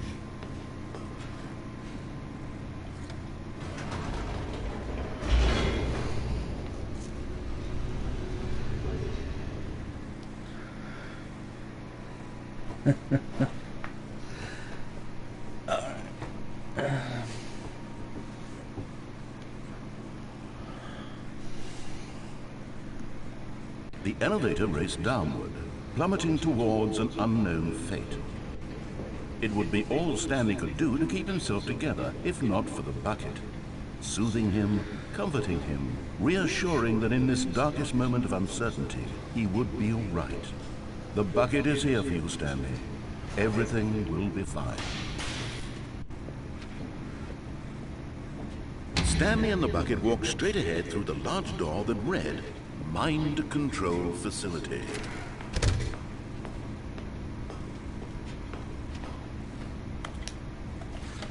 The lights rose on an enormous room packed with television screens. What horrible secret did this place hold?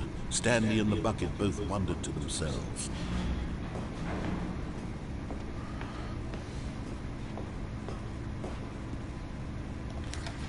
The monitors jumped to life, and Stanley nearly dropped the bucket in shock.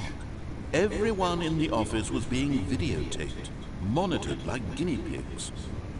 The bucket had never seen anything like this, and it very nearly burst into tears as Stanley cradled it gently, reassuring it that everything would be fine.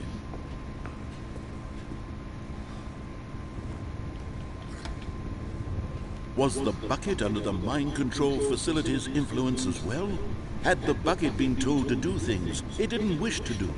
What kinds of things does a bucket want to do or not want to do in the first place? These questions raced furiously in Stanley's feeble mind.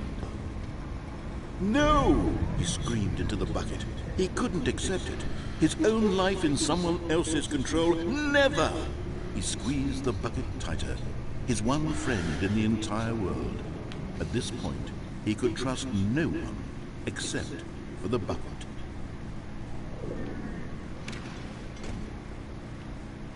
But here was the proof. The heart of the operation. Controls labeled with emotions, happy or sad or content. Walking, eating, working, all of it monitored and commanded from this very place. And as the cold reality of his past began to sink in, Stanley decided that this machinery would never again exert its terrible power over...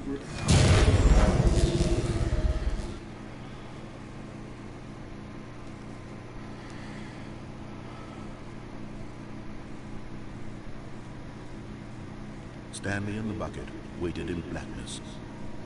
Was it over?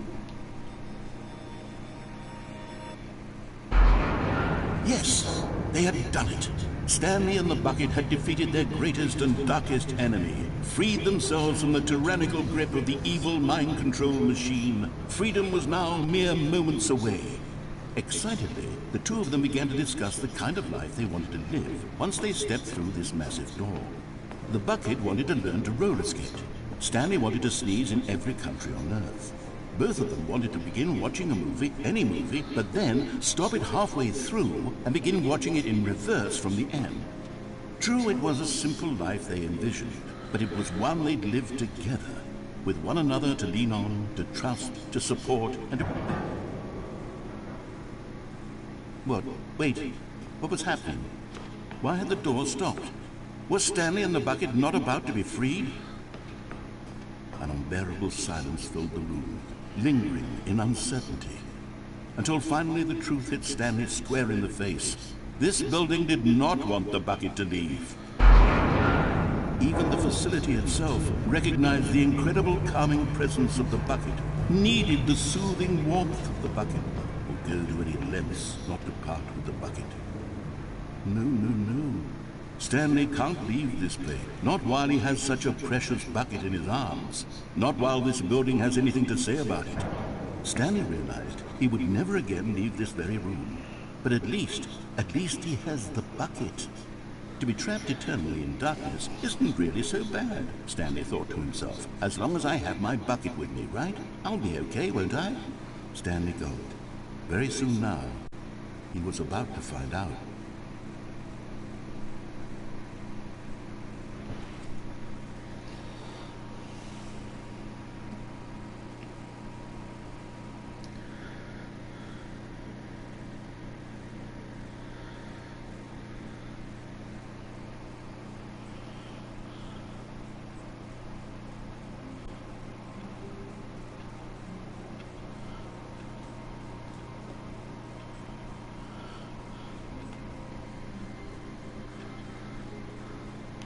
All of his co-workers were gone. What could it mean? Stanley decided to go to the meeting room. Stanley lifted the bucket into his arms, and a wave of comfort rushed over him. Stanley clutched the bucket tightly to it. This was not the correct way to the meeting room, but Stanley had felt the bucket calling to him, telling him that the employee lounge was simply the place to be. And here it was. Had the bucket turned out to be correct? Never mind. The bucket was wrong. Stanley took the door on his left to go, and so the two of them detoured through the maintenance section and walked straight ahead to the opposite door.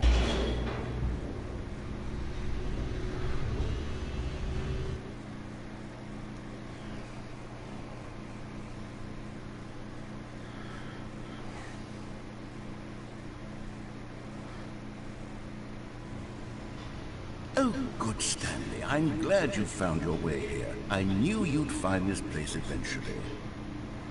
You see, your friends and I are concerned for you, Stanley. We've come together here because we care about you very much. It's this bucket you're carrying around everywhere. The bucket isn't even from the original Stanley Parable. It's just sequel content. We're the ones that matter, Stanley. Classic characters from the first game, like the Adventure Line and the Broom Closet. Because that's what fans want from a sequel. They want more of their favorite jokes, not this bucket that they've never seen before. Yes, I know I'm the one who gave you the bucket, but you're spending too much time with it. Don't you want another story involving the Adventure Line?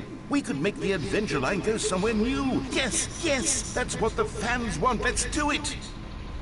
Whee! Look at that wacky line. Who knows where it'll go off to next? Oh, and it played some silly music as well.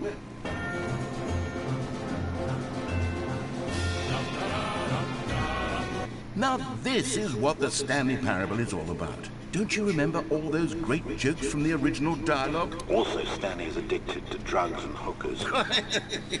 Yes, it's as classic now as it was back then. Let's do it for the fans, Stanley. Let's give them more content exactly like this. But if we want to do that, you're going to have to give something up. Don't you get it, Stanley? We need to get rid of the bucket.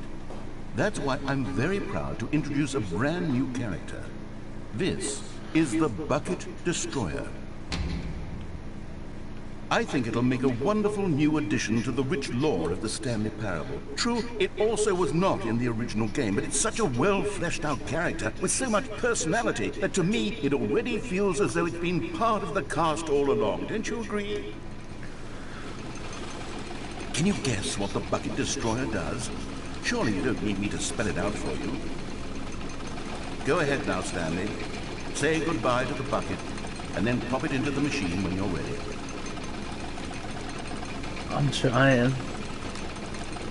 Now listen to me. It's crucial that you give it the bucket.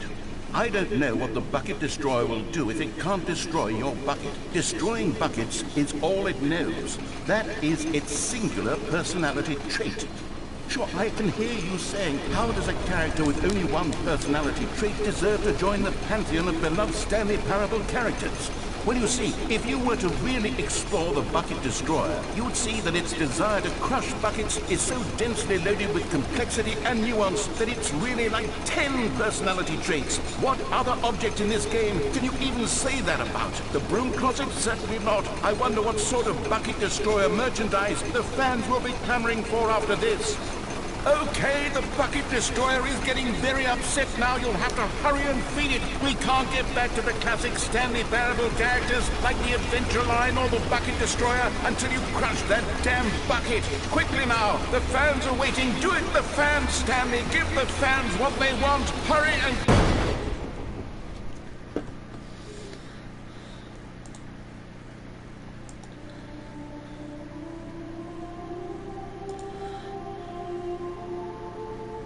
Bucket Destroyer, my prized creation. You had so much potential. We were going to do such marvelous things with you, tell such spellbinding stories about you. All of it squandered now. Goodbye, new friend. For the moment in time that you were here, you were magnificent.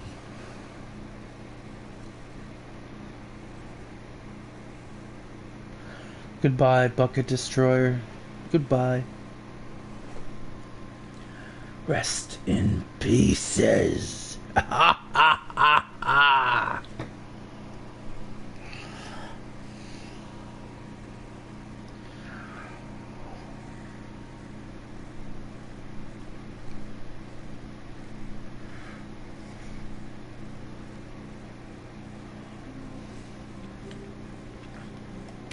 All of his co-workers were gone. What could it mean? Stanley decided to go to the meeting room. Perhaps he had simply missed a memo.